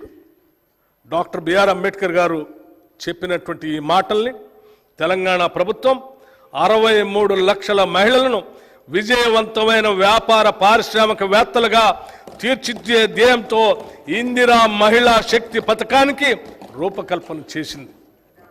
స్త్రీ నిధి ఏర్పాటు, బ్యాంకులతో అనుసంధానం అనే మార్గాల ద్వారా 1,00,000 కోట్ల రూపాయల ఆర్థిక సహాయాన్ని అందించి ఈ లక్ష్యం సాధిస్తాం. ఈ పథకం ద్వారా మహిళలకు ఆసక్తి ఉన్న రంగాల్లో వృత్తి నైపుణ్య శిక్షణ ఇప్పించడంతో పాటు బ్రాండింగ్, మార్కెటింగ్లో మెలకువలు పెంపొందించే విధంగా సౌకర్యాలు కల్పిస్తాం. మహిళా ఔత్సాహిక పారిశ్రామికవేత్తల కోసం ఉమ్మడి ప్రాసెసింగ్ కేంద్రాలతో పాటు ప్రతి శాసనసభ నియోజకవర్గానికి ఒక ప్రత్యేక చిన్న తరహా పారిశ్రామిక పార్కుని ఏర్పాటు చేస్తాం. ఈ పథకం ద్వారా ప్రభుత్వం ఏటా 5,000 గ్రామీణ సంఘాలకు, విఓస్కి, ప్రాంతీయ స్థాయి సమాఖ్యలకు లబ్ధి చేకూరే విధంగా కార్యాచరణ చేపట్టి రాబోయే 5 సంవత్సరాల్లో 25,000 సంస్థలకు విస్తరింప చేయడానికి కృషి చేస్తాం. దీనితో పాటు ఇందిరా మహిళా శక్తి పథకంలో భాగంగా రుణ బీమా పథకాన్ని ఈ సంవత్సరం మార్చి నెలలో ప్రభుత్వం ప్రవేశపెట్టింది. ఈ పథకం ద్వారా సభ్యురాలు మరణించినప్పుడు పొరపాటున ఆమె పేరున ఉన్న రుణాన్ని గరిష్టంగా 2 లక్షల రూపాయల వరకు మాఫీ చేయటం జరుగుతుంది.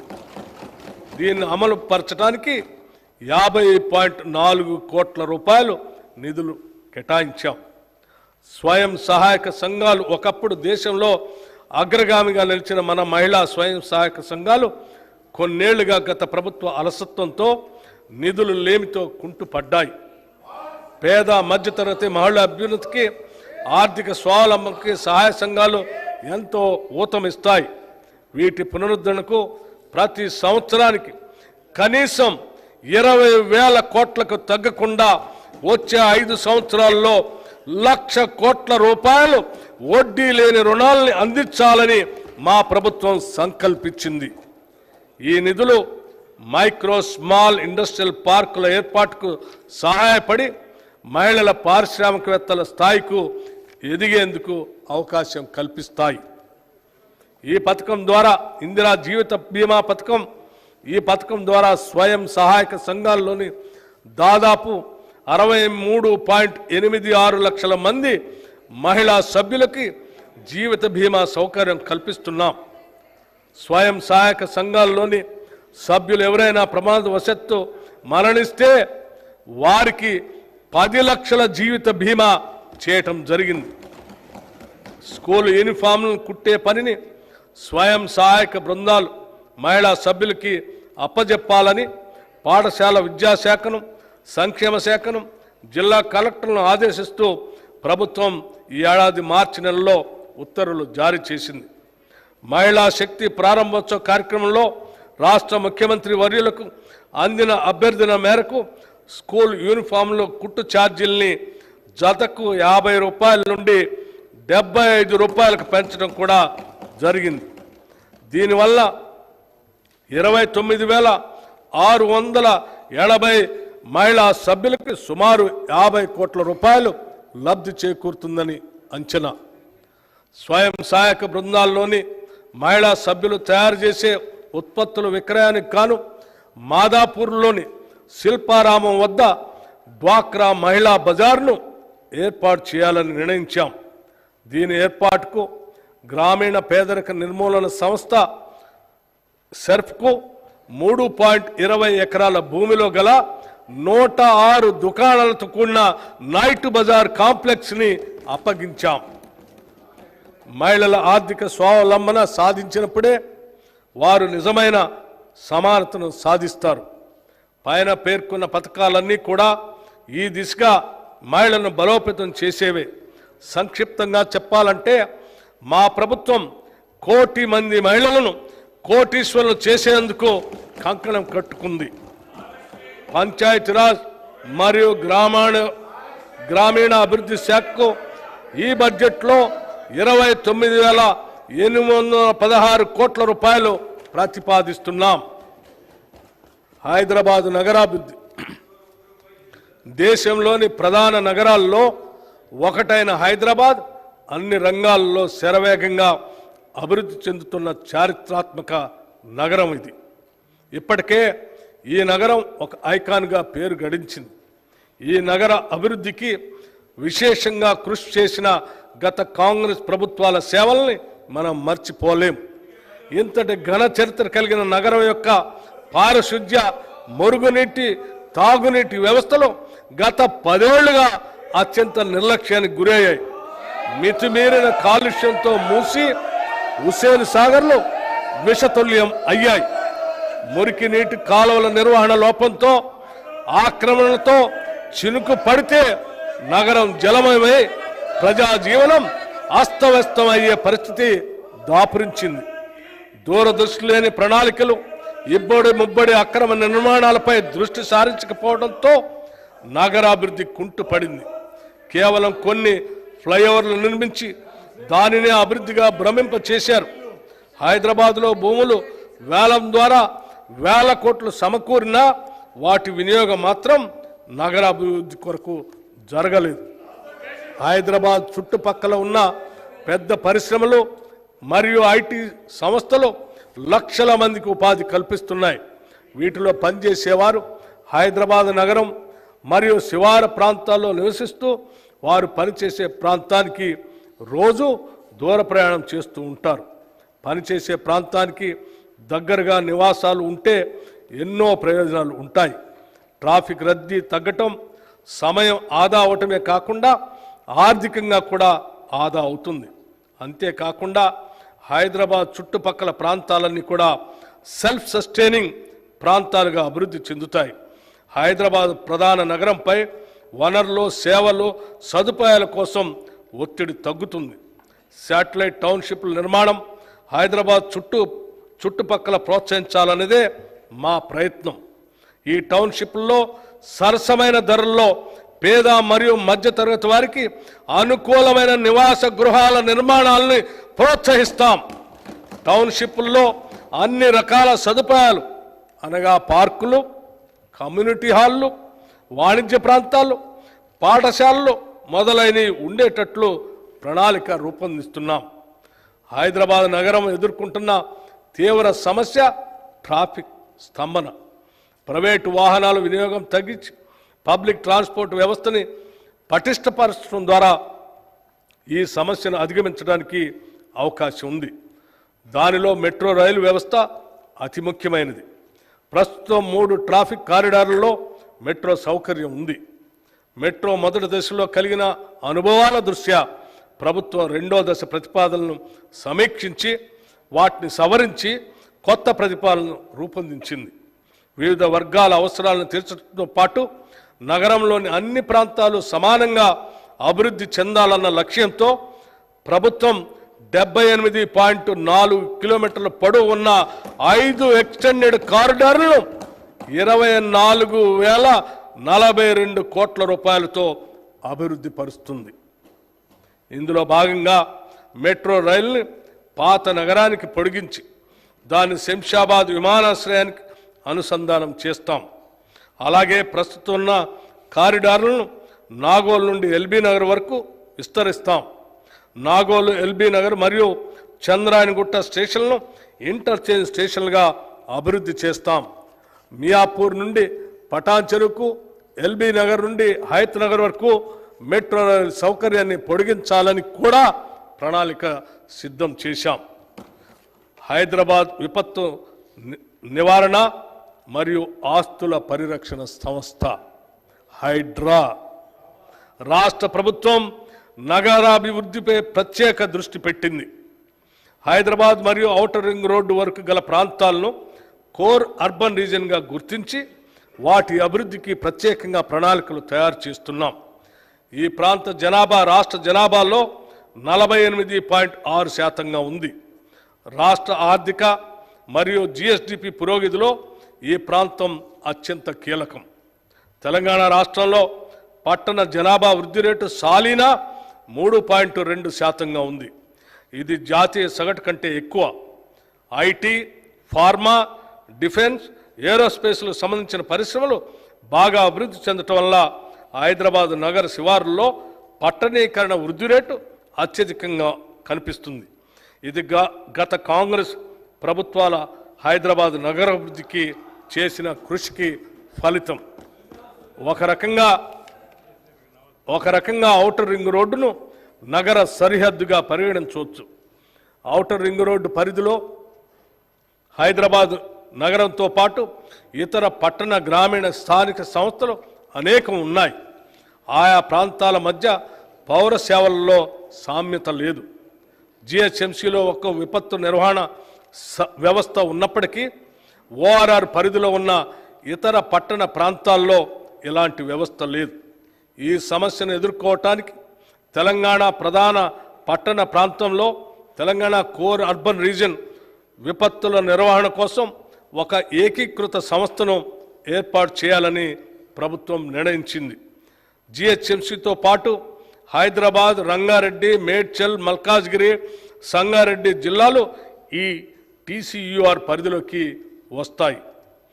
పట్టణ విపత్తులను నివారించడానికి, వాటిని ఎదుర్కోవటానికి తీసుకోవాల్సిన చర్యలను చేపట్టడంతో పాటు ఎటువంటి విపత్కర పరిస్థితినైనా ఎదుర్కొని తక్షణ రక్షణ చర్యలు తీసుకునే విషయంలో జాతీయ, రాష్ట్రేతర సంస్థలతో సమన్వయం సాధించడం హైదరాబాద్ విపత్తు నివారణ మరియు ఆస్తుల పరిరక్షణ సంస్థ హైడ్రా చేస్తుంది.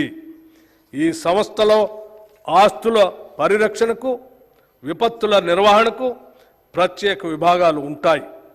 ఈ సంస్థ పాలక మండలికి, గవర్నింగ్ అథారిటీకి రాష్ట్ర ముఖ్యమంత్రి అధ్యక్షులుగా ఉంటారు. ఈ సంస్థ నిర్వహణకు కావలసిన నిధులను ప్రభుత్వ కేటాయింపు ద్వారాను, లబ్ధిదారులైన స్థానిక సంస్థల వాటాల ద్వారాను సమకూర్చుకోవటం జరుగుతుంది.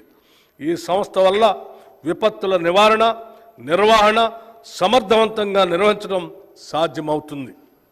మూసీ నది ప్రక్షాళన, మూసీ రివర్ ఫ్రంట్ డెవలప్మెంట్ ప్రాజెక్టుకు మా ప్రభుత్వానికి అత్యంత ప్రాధాన్యం. ఈ ప్రాజెక్టులో భాగంగా మూసీ నది తీర ప్రాంత పర్యావరణ వ్యవస్థను పునరుద్ధరించాలని భావిస్తున్నాం. ఈ ప్రాజెక్టు వల్ల సుమారు 110 చదరపు కిలోమీటర్ల పట్టణ ప్రాంతం పునర్జీవనం చెందుతుంది. అలాగే నదీ తీర ప్రాంతంలో కొత్త వాణిజ్య నివాస కేంద్రాలు వెలిసి పాత హెరిటేజ్ ప్రాంతాలు కొత్తదనాన్ని సంతరించుకుంటాయి. మూసీ నది పరివాహక ప్రాంత అభివృద్ధి ప్రాజెక్టు వల్ల జల నిర్వహణలో ఎదురయ్యే సంక్లిష్ట సమస్యల్ని పరిష్కరించుకోవచ్చు. పర్యావరణానికి నష్టం కలగని విధంగా మౌలిక సదుపాయాలను కల్పించుకోవచ్చు. ఈ ప్రాజెక్టులో రిక్రియేషన్ జోన్లు, పాదచార జోన్లు, పీపుల్స్ ప్లాజాలు, చిల్డ్రన్ థీమ్ పార్కులు, ఎంటర్టైన్మెంట్ జోన్లు అభివృద్ధి చేస్తాం. ఈ ప్రాజెక్టు యొక్క ముఖ్య లక్ష్యాలు ఆర్థిక కూడలి ఏర్పాటు, జీవన ప్రమాణాల పెరుగుదల, వారసత్వ సాంస్కృతిక సంపదను పరిరక్షించడం, నగర ప్రతిష్టను ఇనుమడింపజేయటం, పర్యాటక కేంద్రంగా తీర్చిదిద్దటం, పర్యావరణాన్ని మెరుగుపరచడం, మౌలిక సదుపాయాల్ని అభివృద్ధి పరచటం.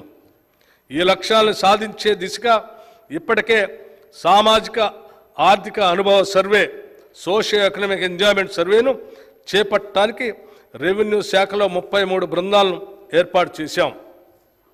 మూసీ అభివృద్ధి లండన్ నగరంలో ఉన్న థేమ్స్ నదీ పరివాహక అభివృద్ధి తరహాల్లో జరుగుతుంది. ఈ మూసీ నది అభివృద్ధి అత్యంత ప్రతిష్టాత్మకంగా భవిష్యత్తులో దేశంలో అనుసరించదగిన అత్యుత్తమ మోడల్గా జరగాలన్నదే మా ప్రయత్నం, జరుగుతుందనేదే మా ప్రగాఢ విశ్వాసం.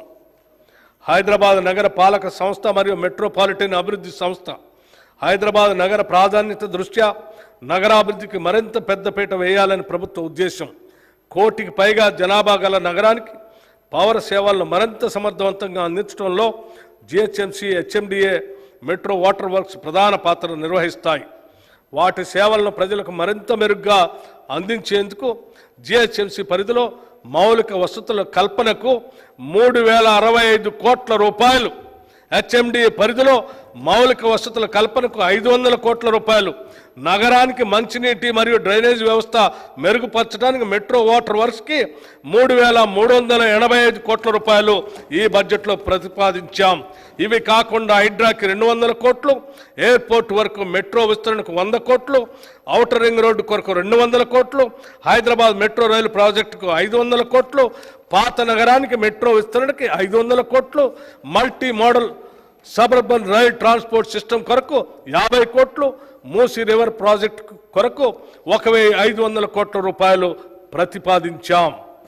తెలంగాణ ఆర్థికంగా ఆయువు పట్టువైన హైదరాబాద్ నగరాభివృద్ధి సాధించినప్పుడే పలు రంగాలకు అవసరమైన వనరులు సమకూడి రాష్ట్రాభివృద్ధికి దోహదపడుతుంది. ఇది దృష్టిలో పెట్టుకొని నగరాభివృద్ధికి ఎన్నడూ లేని విధంగా భారీ ఎత్తున 10,000 కోట్ల రూపాయలు ఈ బడ్జెట్లో ప్రతిపాదిస్తున్నాం. Regional ring road, outer ring road నిర్మాణం హైదరాబాద్ నగరానికి మణిహారం. ఔటర్ రింగ్ రోడ్డు నగరం చుట్టూ ఉన్న పలు ప్రాంతాలను అనుసంధానం చేయడంతో హైదరాబాద్ నగరాభివృద్ధికి మరింత వేగవంతమైంది. ఇలాంటి ఫలితాలను రాష్ట్రంలో మరిన్ని ప్రాంతాలకు విస్తరించేందుకు ప్రస్తుతం చేపడుతున్న రీజనల్ రింగ్ రోడ్ దోహదపడుతుంది. ఉత్తర ప్రాంతంలోని 158.6 కిలోమీటర్ల పొడవున్న సంగారెడ్డి, తూప్రాన్, గజ్వేల్, చౌటప్పల్ రోడ్డును, దక్షిణ ప్రాంతంలోని 189 కిలోమీటర్ల పొడవున్న చౌటప్పల్, షాద్నగర్, సంగారెడ్డి రోడ్డును జాతీయ రహదారులుగా ప్రకటించడానికి వీలుగా అప్గ్రేడ్ చేయాలని మా ప్రభుత్వం ప్రతిపాదిస్తుంది. రీజనల్ రింగ్ రోడ్ హైదరాబాద్ నగర ఉత్తర దక్షిణ ప్రాంతాలను, తూర్పు పశ్చిమ ప్రాంతాలను కలుపుతూ జాతీయ రహదారి నెట్వర్క్తో అనుసంధానం చేయబడుతుంది. ఎక్స్ప్రెస్ వే ప్రమాణాలను దృష్టిలో ఉంచుకొని దీని నిర్మాణానికి తగినంత భూమిని సేకరించే ప్రయత్నం జరుగుతుంది. పెరుగుతున్న ట్రాఫిక్ రద్దీకి అనుగుణంగా తొలుత 4 లేన్లతో నిర్మించి దాని 8 లేన్ల సామర్థ్యానికి విస్తరింపచేస్తాం. ఈ ప్రాజెక్టు వల్ల ఓఆర్ఆర్కు మరియు త్రిబుల్-ఆర్కు మధ్య పలు పరిశ్రమలు, వాణిజ్య సేవలు, రవాణా పార్కులు మొదలైనవి అభివృద్ధి చెందుతాయి. ప్రాథమిక అంచనాల ప్రకారం త్రిబుల్-ఆర్ ఉత్తర ప్రాంతం అభివృద్ధికి 13,522 కోట్ల రూపాయలు, దక్షిణ ప్రాంత అభివృద్ధికి 12,980 కోట్ల రూపాయలు ఖర్చు అవుతుంది. దీనికోసం ఈ బడ్జెట్లో 1,525 కోట్ల రూపాయలు ప్రతిపాదిస్తున్నాం. స్త్రీ శిశు సంక్షేమం, బాలికలకు పౌష్టికాహారాన్ని అందించడంతో పాటు విద్యను కూడా అందించాలనే సంకల్పంతో అంగన్వాడీ కేంద్రాలను ప్రీ స్కూల్గా మార్చాలని నిర్ణయించాం. అలాగే అమ్మ ఆదర్శ పాఠశాల కమిటీలను ఏర్పాటు చేసి పాఠశాల నిర్వహణను అప్పగిస్తాం. రాష్ట్రంలోని అన్ని ప్రభుత్వ పాఠశాలల్లో పారిశుధ్యం, మరమ్మతులు, నిర్వహణ మహిళా సంఘాల ద్వారా చేపట్టాలని అనుకుంటున్నాం. దీని ద్వారా ప్రభుత్వ పాఠశాలలో విద్యా ప్రమాణాలను పెంచి నాణ్యమైన విద్యను అందించాలన్నదే మా లక్ష్యం. స్త్రీ శిశు సంక్షేమానికి ఈ బడ్జెట్లో 2,736 కోట్ల రూపాయలు ప్రతిపాదిస్తున్నాం. ప్రజాస్వామ్యం అనేది బలవంతులకి మరియు బలహీనులకి సమాన అవకాశాలు కల్పించేది.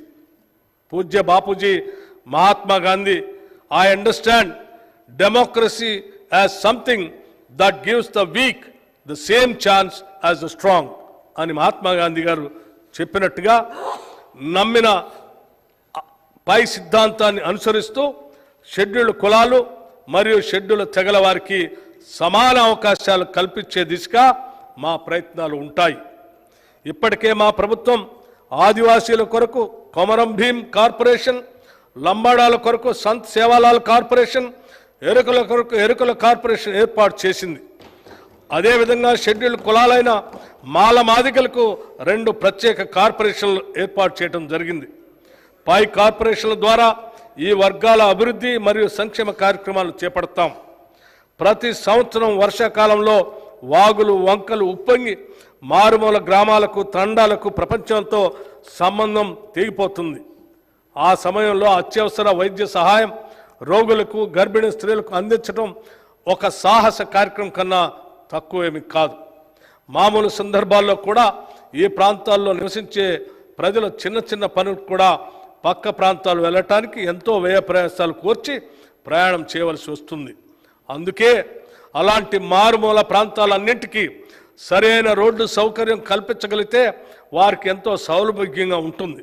ఇందుకోసం రాష్ట్రంలోని అన్ని మూలల్లో రోడ్డు సౌకర్యం లేని షెడ్యూల్ తెగల తాండాలు, గోడాలు మరియు చెంచు పెంటలకు బీటీ రోడ్డు నిర్మాణం చేపట్టబోతున్నాం. దీనివల్ల వారి దైనందిన జీవితం సులభతరం అవుతుంది.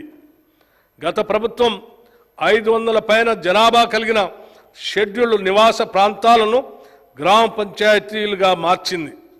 అక్కడితో వాటిని మర్చిపోయింది. వారికి అవసరమైన కనీస సదుపాయాలు ఇప్పటికీ లేవు. వాటిని అభివృద్ధి పరిచే దిశగా మా ప్రభుత్వం ఈ కొత్త పంచాయతీలన్నిటికీ గ్రామ పంచాయతీ కార్యాలయాలు కట్టించాలని సంకల్పించాం. గిరిజనుల సంస్కృతి, ఆచారాలు, పండుగలు అత్యంత వైవిధ్యభరితంగా ఉంటాయి. వాటిని పాటిస్తూ కాపాడుకోవాల్సిన వారు ప్రాధాన్యం కూడా ఇస్తారు. ఇది పరిరక్షించడం మన బాధ్యత కూడా.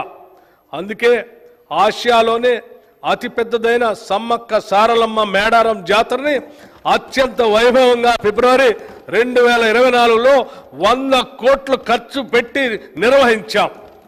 అంతేకాకుండా సంత్ సేవాలాల్ జయంతికి కూడా 2 కోట్లు, నాగోబా జాతర నిర్వహణకి 1 కోటి రూపాయలు మంజూరు చేశాం. రాష్ట్రంలో ఉన్న అన్ని రకాలైన గురుకుల పాఠశాల విద్యార్థులకు అంతర్జాతీయ ప్రమాణాలతో కూడిన విద్య వసతి అందించేందుకు ప్రభుత్వం ఇంటిగ్రేటెడ్ రెసిడెన్షియల్ పాఠశాలలో నెలకొల్పటానికి నిర్ణయించింది. ఒకే ప్రాంతంలో వేరువేరుగా ఉన్న ఎస్సీ, ఎస్టీ, బీసీ, మైనారిటీ మరియు జనరల్ గురుకుల పాఠశాలను 20 ఎకరాల స్థలంలో ఒకే చోట నిర్మిస్తాం. ఆ పాఠశాలకి అంతర్జాతీయ ప్రమాణాలతో కూడిన అన్ని రకాల సౌకర్యాలు ఏర్పాటు చేస్తాం. దీనితో వివిధ వర్గాల విద్యార్థుల మధ్య సంఘీభావం మరియు స్నేహభావం పెరిగి అంతరాలు తొలగిపోయేందుకు ఆస్కారం ఏర్పడి అందరికీ అత్యున్నత ప్రామాణిక విద్య అందుతుంది. షెడ్యూల్డ్ కులాలు, తెగల అభివృద్ధికి చట్టపరంగా కేటాయించిన నిధులు ఖచ్చితంగా అందిస్తాం. ఆ నిధులు వేరే ఎటువంటి పథకాలకు మళ్లించకుండా 100% షెడ్యూల్డ్ కులాలు, తెగల కోసమే ఉపయోగిస్తాం. ఎస్సీ సంక్షేమం, ఎస్సీ ఎస్డిఎఫ్ కొరకు ఈ బడ్జెట్లో 33,124 కోట్ల రూపాయలు, మరియు ఎస్టీ సంక్షేమం, ఎస్టీ ఎస్డిఎఫ్ కొరకు ఈ బడ్జెట్లో 17,056 కోట్ల రూపాయలు ప్రతిపాదిస్తున్నాం.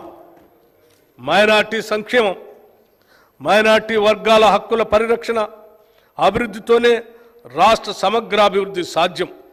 దాన్ని గుర్తించిన మా ప్రభుత్వం మైనార్టీల సంక్షేమం కొరకు పలు చర్యలు చేపట్టింది. బీసీ, ఎస్సీ, ఎస్టీ విద్యార్థులతో పాటు మైనార్టీ విద్యార్థులకు 2024-25లో యూపీఎస్సీ సివిల్ సర్వీస్ పరీక్షలకు ఉచిత శిక్షణ ప్రభుత్వమే చేపట్టింది. దీనికోసం అనుభవజ్ఞులైన ఆచార్యుల సేవలను వినియోగిస్తున్నాం. శిక్షణ అత్యంత ఆధునిక విధానంలో ఇవ్వడంతో పాటు లోకల్ విద్యార్థులకు నెలకి 2,500 రూపాయలు, నాన్ లోకల్ అభ్యర్థులకి 5,000 రూపాయలు స్టైఫండ్ కూడా ఇస్తున్నాం. ఈ సంవత్సరం రంజాన్ వేడుకలకి 33 కోట్ల రూపాయలు మరియు అషూర్ ఖానాల పునరుద్ధరణకు నిర్వహణకు 50 లక్షల రూపాయలు మంజూరు చేశాం. జనవరి 2024లో జరిగిన తబ్లికి జమాత్ ఇస్లామిక్ సమావేశానికి 2.40 కోట్ల రూపాయలు విడుదల చేశాం. ముస్లిం సోదర సోదరీమణుల హజ్ యాత్రకు 4.43 కోట్ల రూపాయలు ఈ నెలలోనే మంజూరు చేశాం. మైనార్టీ సంక్షేమ శాఖకు ఈ బడ్జెట్లో ఎప్పుడూ లేని విధంగా 3,003 కోట్ల రూపాయలు ప్రతిపాదిస్తున్నాం. బీసీ సంక్షేమం, మన రాష్ట్ర జనాభాలో అత్యధిక శాతం ఉన్న వెనుకబడిన తరగతుల అభ్యున్నతికి మా ప్రభుత్వం కట్టుబడి ఉంది. వారి వికాసానికి పలు పథకాలని ప్రవేశపెడుతున్నాం.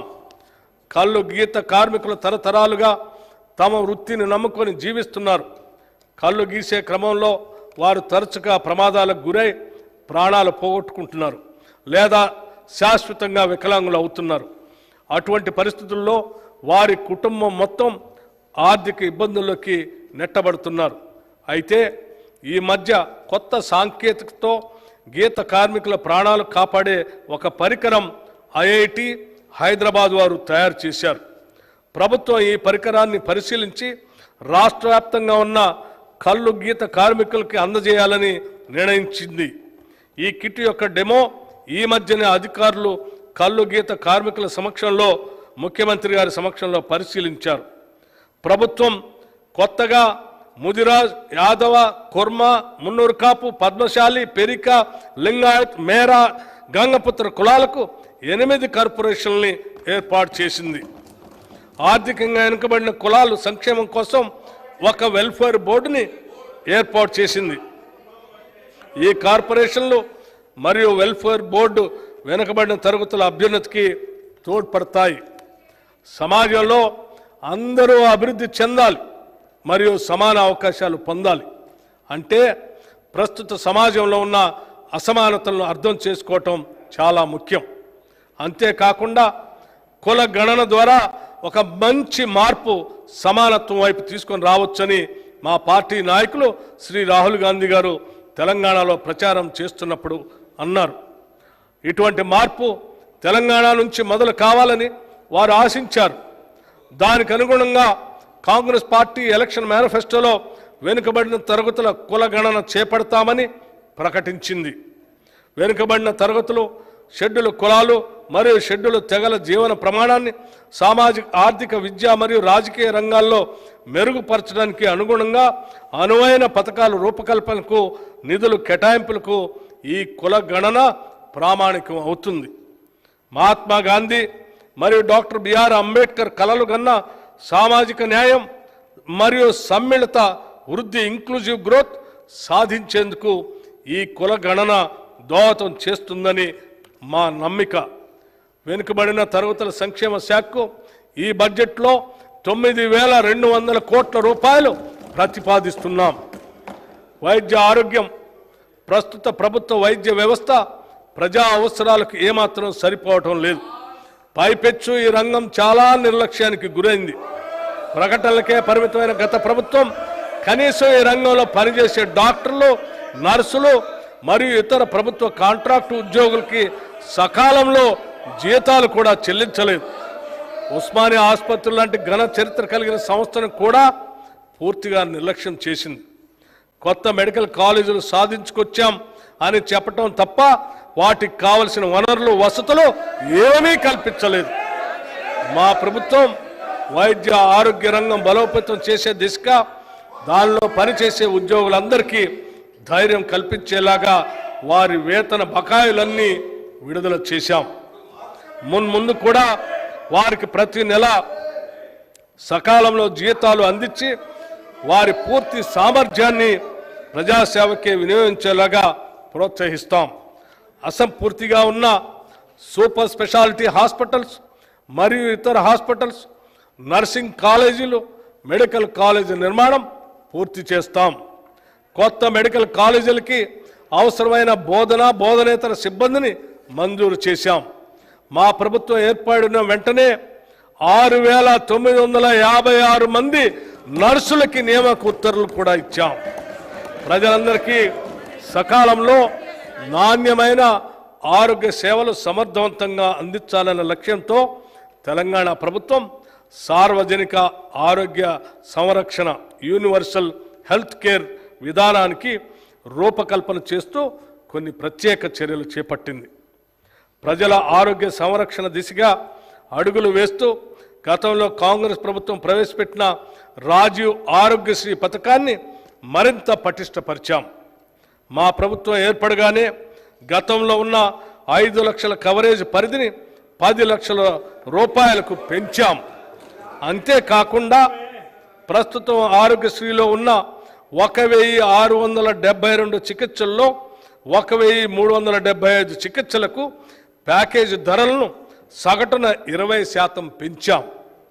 ఆరోగ్యశ్రీ పథకంలో కొత్తగా 163 వ్యాధుల్ని చేరుస్తూ దాని పరిధిని కూడా విస్తరించాం. ఆధునిక సాంకేతిక పద్ధతుల ద్వారా ఆరోగ్య సేవలు పౌరులందరికీ అందుబాటులోకి తెచ్చేందుకు ప్రతి ఒక్కరికి ఒక ప్రత్యేక గుర్తింపు సంఖ్యను కలిగిన డిజిటల్ హెల్త్ ప్రొఫైల్ కార్డును జారీ చేసే విధానాన్ని త్వరలో ప్రవేశపెడుతున్నాం. ప్రభుత్వం ప్రారంభించే ఈ కొత్త డిజిటల్ పద్ధతి వల్ల చెల్లాచెదురుగా అనేక చోట్ల ఉన్న పౌరుని ఆరోగ్య సంబంధ సమాచారం ఒకే చోట లభ్యం అవుతుంది. తద్వారా సులభంగా రోగ నిర్ధారణ చేసి వారికి సత్వరం చికిత్స ప్రారంభించడానికి వీలవుతుంది. అంతేకాక దశల వారీగా దంత, నేత్ర, చెవి, ముక్కు, గొంతు మరియు మానసిక ఆరోగ్య సంరక్షణ వాటికి సంబంధించిన పరీక్షలు ప్రజలకు అందుబాటులోకి తీసుకొస్తాం. వైద్య మరియు ఆరోగ్య శాఖకు ఈ బడ్జెట్లో 11,468 కోట్ల రూపాయలు ప్రతిపాదిస్తున్నాం. విద్యుత్ రంగం, వ్యవసాయ, పారిశ్రామిక రంగాల్లోని వినియోగదారులతో పాటు అన్ని వర్గాల వినియోగదారులకి నాణ్యమైన విద్యుత్తుని నిరంతరాయంగా అందించాలన్నదే మా ప్రభుత్వ ప్రధాన ధ్యేయం. గత ప్రభుత్వ ఆర్థిక క్రమశిక్షణ రాహిత్యానికి బలైన విద్యుత్ సంస్థలను గాడిలో పెడుతూ తీవ్ర వేసవ కాలంలో కూడా రోజుకి 24 గంటలు నిరంతరాయంగా విద్యుత్తుని అందించాం. విద్యుత్ సరఫరా విషయంలో ప్రజలను తప్పుదోవ పట్టించడానికి ప్రతిపక్షాలు ఎంత ప్రయత్నించినా ప్రజలు వాస్తవాలు గ్రహించారు. శరవేగంగా పెరుగుతున్న రాష్ట్ర విద్యుత్ డిమాండ్ను దృష్టిలో పెట్టుకొని ట్రాన్స్మిషన్ నష్టాలు తగ్గించి నెట్వర్క్ బలోపేతం చేయడంలో భాగంగా ఈ ఆర్థిక సంవత్సరంలో 11 కొత్త ఎక్స్ట్రా హైటెన్షన్ సబ్ స్టేషన్ల నిర్మాణం మరియు 31 ఎక్స్ట్రా హై వోల్టేజ్ పవర్ ట్రాన్స్ఫార్మర్ల సామర్థ్య పెంపు కోసం 3,017 కోట్ల రూపాయల పెట్టుబడులతో ప్రణాళికలు సిద్ధం చేయటం జరిగింది. రాష్ట్రంలో భౌగోళిక అనుకూలతలు గల ప్రదేశాల్లో స్టోరేజ్ ప్లాంట్లను ఏర్పాటు చేయడానికి చర్యలు తీసుకుంటాం. కాలుష్య నివారణ చర్యల్లో భాగంగా ప్రభుత్వం విద్యుత్ వాహనాలని ప్రోత్సహిస్తుంది. ప్రస్తుతం ఉన్న 450 వాహనాల ఛార్జింగ్ స్టేషన్లు ఉండగా అదనంగా గ్రేటర్ హైదరాబాద్లో 100 స్టేషన్లు ఏర్పాటు చేయడానికి అవసరమైన చర్యలు తీసుకుంటున్నాం. ప్రజలకు ఛార్జింగ్ సౌకర్యాలను సులభంగా అందుబాటులో తీసుకొని రావడానికి టీజీఈవీ మొబైల్ యాప్ను ఏర్పాటు చేస్తున్నాం. రాష్ట్ర విద్యుత్ వినియోగదారుల అవసరాల దృష్ట్యా 2030 సంవత్సరం వరకు కావలసిన విద్యుత్ ఉత్పత్తికి తగిన ప్రణాళికలు తయారు చేస్తున్నాం. సాంప్రదాయేతర మరియు కాలుష్యరహిత విద్యుత్ ఉత్పత్తికి ప్రాధాన్యత ఇస్తూ ఒక నూతన ఎనర్జీ పాలసీని తీసుకొని వస్తాం. మన రాష్ట్ర అవసరాలకు మాత్రమే సరిపోయే విధంగా కాకుండా మిగులు విద్యుత్ సాధించడానికి ఈ పాలసీలో తగిన ప్రణాళిక ఉంటుంది. పర్యావరణాన్ని పరిరక్షిస్తూ సుస్థిర అభివృద్ధిని సాధించడం ప్రస్తుత ప్రభుత్వ ధ్యేయం. తదనుగుణంగా మేము తీసుకొచ్చే నూతన విద్యుత్ విధానంలో సౌరశక్తి రంగానికి ప్రాధాన్యతనిస్తూ భవిష్యత్తులో కాలుష్యరహిత విద్యుత్ సాధనలో అగ్రగామిగా నిలవటానికి కృషి చేస్తున్నాం. ట్రాన్స్కో మరియు డిస్కమ్లకి ఈ బడ్జెట్లో 16,410 కోట్ల రూపాయలు ప్రతిపాదిస్తున్నాం. అడవులు, పర్యావరణం. తెలంగాణ రాష్ట్రంలో విస్తారమైన అటవీ సంపద ఉంది. ఎన్నో సుందర జలపాతాలు, వన్యజీవులు, డ్యాంలు, జలాశయాలు ఉన్నాయి.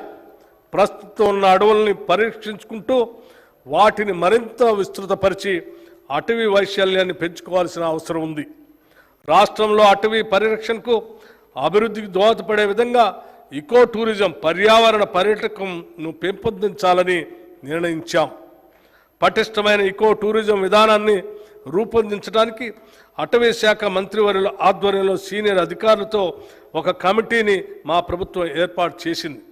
ఒడిశా, కర్ణాటక ఇంకా ఇతర రాష్ట్రాల్లో ఈ కమిటీ పర్యటించి వారు అనుసరించే ఉత్తమ పద్ధతులను సేకరించి ఇచ్చే నివేదిక ఆధారంగా ఇకో టూరిజం పాలసీని రూపొందించి అమలు చేస్తాం. ఇకో టూరిజం కొరకు తెలంగాణలోని 7 అటవీ ప్రాంతాలు, Amrabad tiger reserve, Kawal tiger reserve, Vikarabad Ananthagiri circuit, ఖమ్మంలోని కనకగిరి, హైదరాబాద్లోని కుంటాల జలపాతం, ఆదిలాబాద్లోని కుంటాల జలపాతం, కొత్తగూడెంలోని కిన్నెరసాని, పాకాల మరియు ఏటూరు నాగారం సర్క్యూట్లు తదితరులు వాటిని గుర్తించాం. ఇకో టూరిజం అభివృద్ధి ద్వారా పర్యావరణ పరిరక్షణతో పాటు రాష్ట్రానికి ఆదాయ వనరులు కూడా సమకూరుతాయి. ఈ ఏడాది 20.02 కోట్ల చెట్లను నాటే లక్ష్యంతో ప్రభుత్వం వజ్రోత్సవ వన మహోత్సవ కార్యక్రమాన్ని ప్రారంభించింది. మానవులకు జంతువులకి మధ్య జరిగే ఘర్షణలో ప్రాణాలు కోల్పోయిన వ్యక్తులకు అందజేసే పరిహారాన్ని ఈ ప్రభుత్వం 5 లక్షల నుంచి 10 లక్షలకి పెంచింది. దీనివల్ల అటవీ ప్రాంతాల్లో నివసించే కుటుంబాలకు ఒక భరోసా ఉంటుంది. అడవులు మరియు పర్యావరణ శాఖకి ఈ బడ్జెట్లో 1,064 కోట్ల రూపాయలు ప్రతిపాదిస్తున్నాం. పరిశ్రమలో ఇన్ఫర్మేషన్ టెక్నాలజీ, తెలంగాణ నైపుణ్యాభివృద్ధి విశ్వవిద్యాలయం ప్రపంచవ్యాప్తంగా ఉన్న పెట్టుబడిదారులను ఆకర్షించే అగ్రగామి గమ్యస్థానంగా తెలంగాణను తీర్చిదిద్ది స్థానికంగాను విశ్వవ్యాప్తంగాను సులభంగా ఉద్యోగాలు పొందడానికి కావలసిన ప్రపంచ స్థాయి నైపుణ్యాలను తెలంగాణ యువకుల్లో పెంపొందించాలన్నదే ప్రభుత్వ లక్ష్యం. ఈ ధ్యేయంతో తెలంగాణ ప్రభుత్వం ప్రస్తుత ఆర్థిక సంవత్సరంలోనే హైదరాబాద్లో పబ్లిక్ ప్రైవేట్ భాగస్వామ్యంతో తెలంగాణ నైపుణ్యాల విశ్వవిద్యాలయాన్ని స్కిల్ యూనివర్సిటీ ఆఫ్ తెలంగాణను స్థాపించి నడిపించాలని నిర్ణయించింది. ఈ విశ్వవిద్యాలయంలో 17 వివిధ పరిశ్రమలకి అవసరమైన నైపుణ్యాలని నేర్చే సర్టిఫికెట్లు, డిప్లొమా, డిగ్రీ కోర్సుల్ని ప్రారంభం అవుతాయి. నేరుగా పరిశ్రమలో అనుసంధానింపబడి అధ్యయన ఆచరణ మధ్య అంతరం లేని విధంగా ఉద్యోగార్జనే ఏకైక లక్ష్యంగా ఈ కోర్సులు బోధనాంశాలకి రూపకల్పన చేస్తాయి. కృత్రిమ మేధో పరిజ్ఞానం.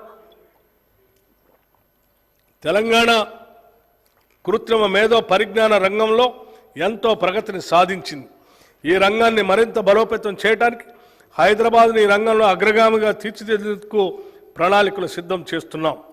మన నగరం భవిష్యత్తులో కంప్యూటర్ పరికరాలతో అత్యాధునిక కృత్రిమ మేధో పరిజ్ఞాన పరిశోధక కేంద్రంగా రూపొందించబడుతుంది. తెలంగాణ కృత్రిమ మేధో శిఖరాగ్ర సమావేశం హైదరాబాద్లో ఈ సెప్టెంబర్ 5-6 తేదీల్లో జరుగుతుందని ప్రకటించడానికి ఎంతో ఆనందంగా ఉంది. కృత్రిమ మేధో పరిజ్ఞానం అందరికీ ఉపయోగపడాలి. Making AI work for everyone అనే ప్రధానాంశంగా జరిగే ఈ సమావేశంలో ప్రపంచవ్యాప్తంగా నిపుణులు, ప్రభావశీలులు మొదలైన వారు 2000 మంది హాజరవుతారు. ఈ సమావేశం ఏ రంగంలో తెలంగాణ యొక్క పురోగతికి చాలా దోహదపడుతుంది. తెలంగాణలో ఇంకా ఫైబర్ గ్రిడ్ సౌకర్యం లేని మారుమూల ప్రాంతాలకు దాన్ని విస్తరిస్తాం. దీనివల్ల ఆ ప్రాంతాల్లో ఇంటర్నెట్ మరియు కేబుల్ నెట్వర్క్ సౌకర్యాలు అందుబాటులోకి వచ్చి స్థానిక ప్రజలకే కాకుండా అక్కడికి వచ్చే పర్యాటకులు కూడా సులభంగా ఉంటుంది. ఎకో టూరిజం అభివృద్ధికి కూడా ఈ ఫైబర్ గ్రిడ్ దోహదపడుతుంది. ఒకప్పుడు తెలంగాణకు గర్వకారణంగా ఉన్న నిజాం షుగర్ లిమిటెడ్ పలు రకాల ఒడిదుడుకుల కారణంగా మూతబడింది. దీన్ని ఇప్పటి వరకు ఎవరు పట్టించుకోలేదు. దాన్ని పునరుద్ధరించడానికి ఏమాత్రం ఆసక్తి చూపించలేదు. కానీ మా ప్రభుత్వం వచ్చిన వెంటనే మేమిచ్చిన మాట ప్రకారం నిజాం షుగర్స్ లిమిటెడ్ పునరుద్ధరణకు జనవరి 2024లో ఒక కమిటీని నియమించాం. త్వరలోనే తెలంగాణ ప్రజల చిరకాల స్వప్నమైన నిజాం షుగర్స్ లిమిటెడ్ని తిరిగి ప్రారంభిస్తాం. మన చేనేత అన్నలు నేసే ఒక్కొక్క వస్త్రం ఒక కళాఖండం. గతంలో ఎంతో ప్రాభవం కలిగిన ఈ రంగం తక్కువ ధరలతో తక్కువ సమయంలో ఎక్కువ వస్త్రాలు తయారు చేసే పవర్ లూమ్ ఫ్యాక్టరీలతో పోటీ పడలేక దిగాలు పడింది. ఈ రంగాన్ని చేతి నుంచి ఆదుకోకపోతే మన చేనేత కళలు శాశ్వతంగా అంతరించిపోయే ప్రమాదం ఉంది. మా ప్రభుత్వం అందుకే చేనేత రంగం పునరుజ్జీవనానికి చర్యలు ప్రారంభించింది. ప్రభుత్వ శాఖలకి, ఇతర ప్రభుత్వ సంస్థలకి అవసరమైన వివిధ వస్త్రాలు అనగా విద్యార్థులకు ఇచ్చే స్కూల్ యూనిఫామ్లు, ఆసుపత్రుల్లో ఉపయోగించే బెడ్షీట్ లాంటివి తెలంగాణ చేనేత సహకార సంస్థ ద్వారా మన స్థానిక నేతన్నల నుండే సేకరించాలని నిర్ణయించాం. గత 7 సంవత్సరాలుగా తెలంగాణలో Indian institute of handloom technology ఏర్పాటు విషయం పెండింగ్లో ఉంది. మా ప్రభుత్వ ప్రయత్నం వల్ల ఇటీవలే ఈ ఇన్స్టిట్యూట్ ఏర్పాటుకి కేంద్ర ప్రభుత్వం అంగీకరించిందని తెలియజేయడానికి ఎంతో సంతోషిస్తున్నాను. అంతేకాకుండా మన రాష్ట్రంలో ఒక centre of excellence for textiles ఏర్పాటుకి కూడా కేంద్ర ప్రభుత్వంతో సంప్రదింపులు జరుపుతున్నాం. ఈ ప్రతిష్టాత్మక సంస్థల ఏర్పాటు మన రాష్ట్రంలో చేనేత రంగ అభివృద్ధికి ఎంతగానో తోడ్పడుతుంది. పరిశ్రమల శాఖకి ఈ బడ్జెట్లో 2762 కోట్ల రూపాయలు ప్రతిపాదిస్తున్నాము. ఇన్ఫర్మేషన్ టెక్నాలజీ శాఖకి ఈ బడ్జెట్లో 774 కోట్ల రూపాయలు ప్రతిపాదిస్తున్నాము. నీటిపారుదల రంగం రాష్ట్రంలో ఈనాటి వరకు 34 భారీ, 39 మధ్యతరహా మొత్తం 73 నీటిపారుదల ప్రాజెక్టులు చేపట్టడం జరిగింది. వాటిలో 42 ప్రాజెక్టులు, 10 భారీ మరియు 32 మధ్యతరహా పూర్తి చేయటం జరిగింది. ప్రస్తుతం 24 భారీ మరియు 7 మధ్యతరహా మొత్తం 31 ప్రాజెక్టులు నిర్మాణంలో ఉన్నాయి. గత ప్రభుత్వం కాళేశ్వరం ప్రాజెక్టు నిర్మాణంలో తీసుకున్న తొందరపాటు నిర్ణయాలు, డిజైన్లో లోపాలు, నాణ్యతారహితంగా చేసిన నిర్మాణాలు ఆ ప్రాజెక్టు భవిష్యత్తుని ప్రశ్నార్థకం చేశాయి. ఈ ప్రాజెక్టు గురించి చేసిన ఆర్బాట్ ప్రచారంతో రైతులు దీనిపై ఎన్నో ఆశలు పెట్టుకున్నారు. కానీ కొద్ది కాలంలోనే ఈ ప్రాజెక్టు యొక్క డొల్లతనం బయటపడి రాష్ట్రమంతా దిగ్భ్రాంతికి గురైంది. ఈ ప్రాజెక్టులో జరిగిన అవకతవకలను గుర్తించి తగిన చర్యలు సూచించేందుకు విచారణ కమిటీని కూడా నియమించాం. ఈ న్యాయ విచారణ కమిటీ ఇచ్చిన నివేదిక ఆధారంగా తదుపరి చర్యలు తీసుకోవడం జరుగుతుంది. ఈ ప్రాజెక్టుపై ఇప్పటికే ఖర్చు పెట్టిన వేల కోట్ల ప్రజాధనం వృధా కాకుండా ప్రాజెక్టును కాపాడటానికి నేషనల్ డ్యామ్ సేఫ్టీ అథారిటీ వారి సూచనలకు అనుగుణంగా చర్యలు తీసుకుంటున్నాం. గత ప్రభుత్వం చివరి దశ నిర్మాణంలో ఉన్న చాలా ప్రాజెక్టులు పూర్తి చేయకుండా నిర్లక్ష్యం వహించింది. దీనివల్ల ఎంతో ప్రజాధనం ఖర్చు అయి కూడా ప్రజా అవసరాలను తీర్చడానికి ఇవి వినియోగంలోకి రాలేదు. మా ప్రభుత్వం తుది దశలో ఉన్న ఇలాంటి ప్రాజెక్టుల్ని మరియు ఆయకట్టు తక్షణం పెంపొందించే 6 ప్రాజెక్టుల్ని ఈ ఆర్థిక సంవత్సరంలో మరియు 12 ప్రాజెక్టుల్ని వచ్చే ఆర్థిక సంవత్సరంలో పూర్తి చేయడానికి నిర్ణయించాం. రాష్ట్రంలో ఇప్పటికే ఉన్న భారీ మధ్య తరహా మరియు చిన్న ప్రాజెక్టుల నిర్వహణ కూడా గత 10 ఏళ్లలో జరగకపోవటం వల్ల ఆ ప్రాజెక్టుల సామర్థ్యానికి అనుగుణంగా ప్రజలకి మేలు జరగలేదు. అవి అలాగే వదిలేస్తే మన జాతీయ సంపదగా భావించే ప్రాజెక్టులు నిరుపయోగం అవుతాయి. అందుకే మా ప్రభుత్వం ప్రాజెక్టుల నిర్వహణ మరియు మరమ్మతులు తగిన సమయంలో చేపట్టడానికి నిర్ణయించాం. నీటిపారుదల శాఖకు ఈ బడ్జెట్లో 22,301 కోట్ల రూపాయలు ప్రతిపాదిస్తున్నాం.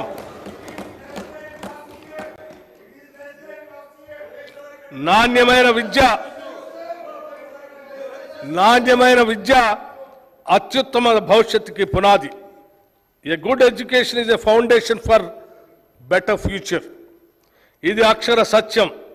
రాష్ట్రంలో విద్యా రంగాన్ని మరింత పటిష్టపరిచి బలోపేతం చేసే దిశగా మా ప్రభుత్వం పాఠశాలలు మరియు కళాశాలలో విద్యా ప్రమాణాలను పెంచి వాటికి కావలసిన వసతులు కూడా సమకూరుస్తుంది.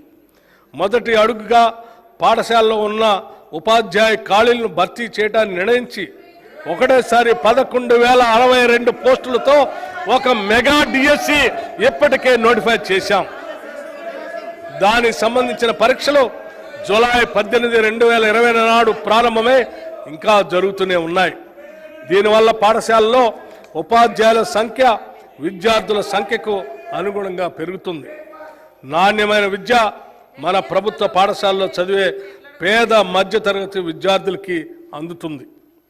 గత ప్రభుత్వం విశ్వవిద్యాలయాల స్వయం ప్రతిపత్తిని పూర్తిగా కాలరాసింది. వాటికి చాలా కాలం పూర్తికాలం వైస్ ఛాన్సలర్స్ నియమించకుండా ఇన్ఛార్జీల నియామకంతో కాలం గడిపింది. దీనివల్ల విశ్వవిద్యాలయాల పాలన మరియు విద్యా వ్యవస్థ అస్తవ్యస్తమైపోయింది. మా ప్రభుత్వం ఇటీవల పూర్తి కాలపు వైస్ ఛాన్సలర్లను నియమించడానికి సెర్చ్ కమిటీలను కూడా నియమించాం. త్వరలోనే ఈ నియామకాలు పూర్తి చేస్తాం. విశ్వవిద్యాలయాల్లో మౌలిక సదుపాయాల కల్పనకై 500 కోట్ల రూపాయల నిధుల్ని ప్రతిపాదిస్తున్నాం. దీనిలో 100 కోట్లు ఉస్మానియా విశ్వవిద్యాలయ మౌలిక వసతులకి, మరో 100 కోట్లు మహిళా విశ్వవిద్యాలయ మౌలిక వసతులకి ప్రతిపాదించాం. మిగతా నిధులు కాకతీయ మరియు ఇతర విశ్వవిద్యాలయ మౌలిక సదుపాయాల కల్పనకై ప్రతిపాదిస్తున్నాం. సంపద వల్ల మాత్రమే సమర్థత రాదు, కానీ సమర్థత వల్ల సంపద మరియు మిగతావన్నీ కూడా సంతృప్తిని కలిగిస్తాయి. ఇది వ్యక్తులకైనా సమాజానికైనా సమానంగా వర్తిస్తుంది. Wealth does not bring excellence, but excellence makes wealth and everything else good for men both individually and collectively. Socrates మహానుభావుడు చెప్పిన దాన్ని మేము అన్ని రంగాల్లో ముందుగా సామర్థ్యం పెంపొందించే ప్రయత్నాలు చేస్తున్నాం. అందులో భాగంగానే 65 ప్రభుత్వ ఐటీఐల్ని ప్రైవేటు సంస్థల సహకారంతో నైపుణ్య కేంద్రాలుగా మార్చే ప్రణాళికల్లో భాగంగా ప్రభుత్వం టాటా టెక్నాలజీస్ లిమిటెడ్ వారితో ఒక ఒప్పందం కుదుర్చుకుంది. వీటిలో నేటి పరిశ్రమల అవసరాలకు తగ్గట్టుగా 6 కొత్త దీర్ఘకాల కోర్సుల్ని ప్రవేశపెట్టబోతున్నాం. 5,860 మంది విద్యార్థులు ప్రతి సంవత్సరం ఈ కోర్సుల్లో శిక్షణ పొందుతారు. స్వల్పకాల కోర్సులతో ప్రతి సంవత్సరం 31,200 విద్యార్థులకి శిక్షణ లభిస్తుంది. ఈ ప్రాజెక్టులో భాగంగా ప్రభుత్వ ఐటీఐల్లో ఆధునిక సాంకేతిక పరికరాలు సమకూర్చబడతాయి. వాటిపై శిక్షణ ఇవ్వటానికి అవసరమైన నిపుణులను టాటా టెక్నాలజీస్ లిమిటెడ్ ద్వారా ఏర్పాటు చేశాం. ఈ నైపుణ్య కేంద్రాలు మన విద్యార్థులకి ఉద్యోగార్థులకి ఎంతో ఉపయోగంగా ఉంటాయి. వీటిలో శిక్షణ పొందిన వారికి ఉపాధి కల్పనలో కూడా టాటా టెక్నాలజీస్ లిమిటెడ్ సహకరిస్తుంది. ఈ ప్రాజెక్టును మల్లెపల్లి ఐటీఐ నుండి గౌరవ ముఖ్యమంత్రి గారు జూన్ నెలలో ప్రారంభించారు. పబ్లిక్ ప్రైవేట్ భాగస్వామ్యంతో జరుగుతున్న ఈ ప్రాజెక్ట్ అయ్యే మొత్తం ఖర్చు 2,324 కోట్ల రూపాయలు. దీనిలో ప్రభుత్వం చెల్లించాల్సిన మొత్తం 7.95 కోట్ల రూపాయలు మాత్రమే. మిగిలిన మొత్తాన్ని టాటా సంస్థల వారు వారి సిఎస్ఆర్ కార్యక్రమ నిధుల నుంచి సమకూరుస్తారు. ఈ బడ్జెట్లో ఈ ప్రాజెక్టుకి 300 కోట్ల రూపాయలు ప్రతిపాదిస్తున్నాం. విద్యారంగానికి ఈ బడ్జెట్లో 21,292 కోట్ల రూపాయలు ప్రతిపాదిస్తున్నాం. శాంతి భద్రతల పరిరక్షణ ప్రజల ప్రశాంతతకు మరియు రాష్ట్ర అభివృద్ధికి అత్యవసరమైన అంశం. స్వామి బోధానంద గోసేవ ఆశ్రమం సైథాపూర్. జ్యోతిష్యం, వాస్తుశాస్త్రం మన పూర్వీకులు మనకిచ్చిన వరం. దుర్గాదేవి, కాలభైరవ ఉపాసనతో వాక్సిద్ధి పొందిన శ్రీ శ్రీ బోధానందగిరి స్వామివారు మీకు ఎలాంటి సమస్యలున్నా, వాటిలో ముఖ్యంగా ధన నష్టం, ఆరోగ్య నష్టం, భార్యాభర్తల మధ్య గొడవలు, ప్రేమించుకున్న వారు దూరం అవడం, ఎన్ని సంబంధాలు వచ్చినా పెళ్లి ముడి పడకపోవడం, రోడ్డు ప్రమాదాలు, అప్పుల బాధలు, వ్యవసాయంలో నష్టాలు, పెద్దల మాట పిల్లలు వినకపోవడం, ఆరోగ్య శాంతి, గృహశాంతి, మనశ్శాంతి లేకపోవడం, ఇలాంటి సమస్యలు ఉన్నట్లయితే ఒక్కసారి స్వామీజీని కలవండి. మీ సమస్యలకు తగిన పరిష్కారాన్ని పొందండి. అంతేకాక అన్ని రకాల వ్యాధులకు గోపంచగవ్య మరియు మూలికా వైద్యం చేయబడును. నమ్మకంతో రండి, ఆయురారోగ్యాలతో వర్ధిల్లండి. మా అడ్రస్ స్వామి బోధానంద గోసేవ ఆశ్రమం, సైథాపూర్, వీరభద్రస్వామి గుడి దగ్గర, యాదగిరిగుట్ట. సంప్రదించవలసిన నెంబర్ 9849213754 మరియు 9618034138.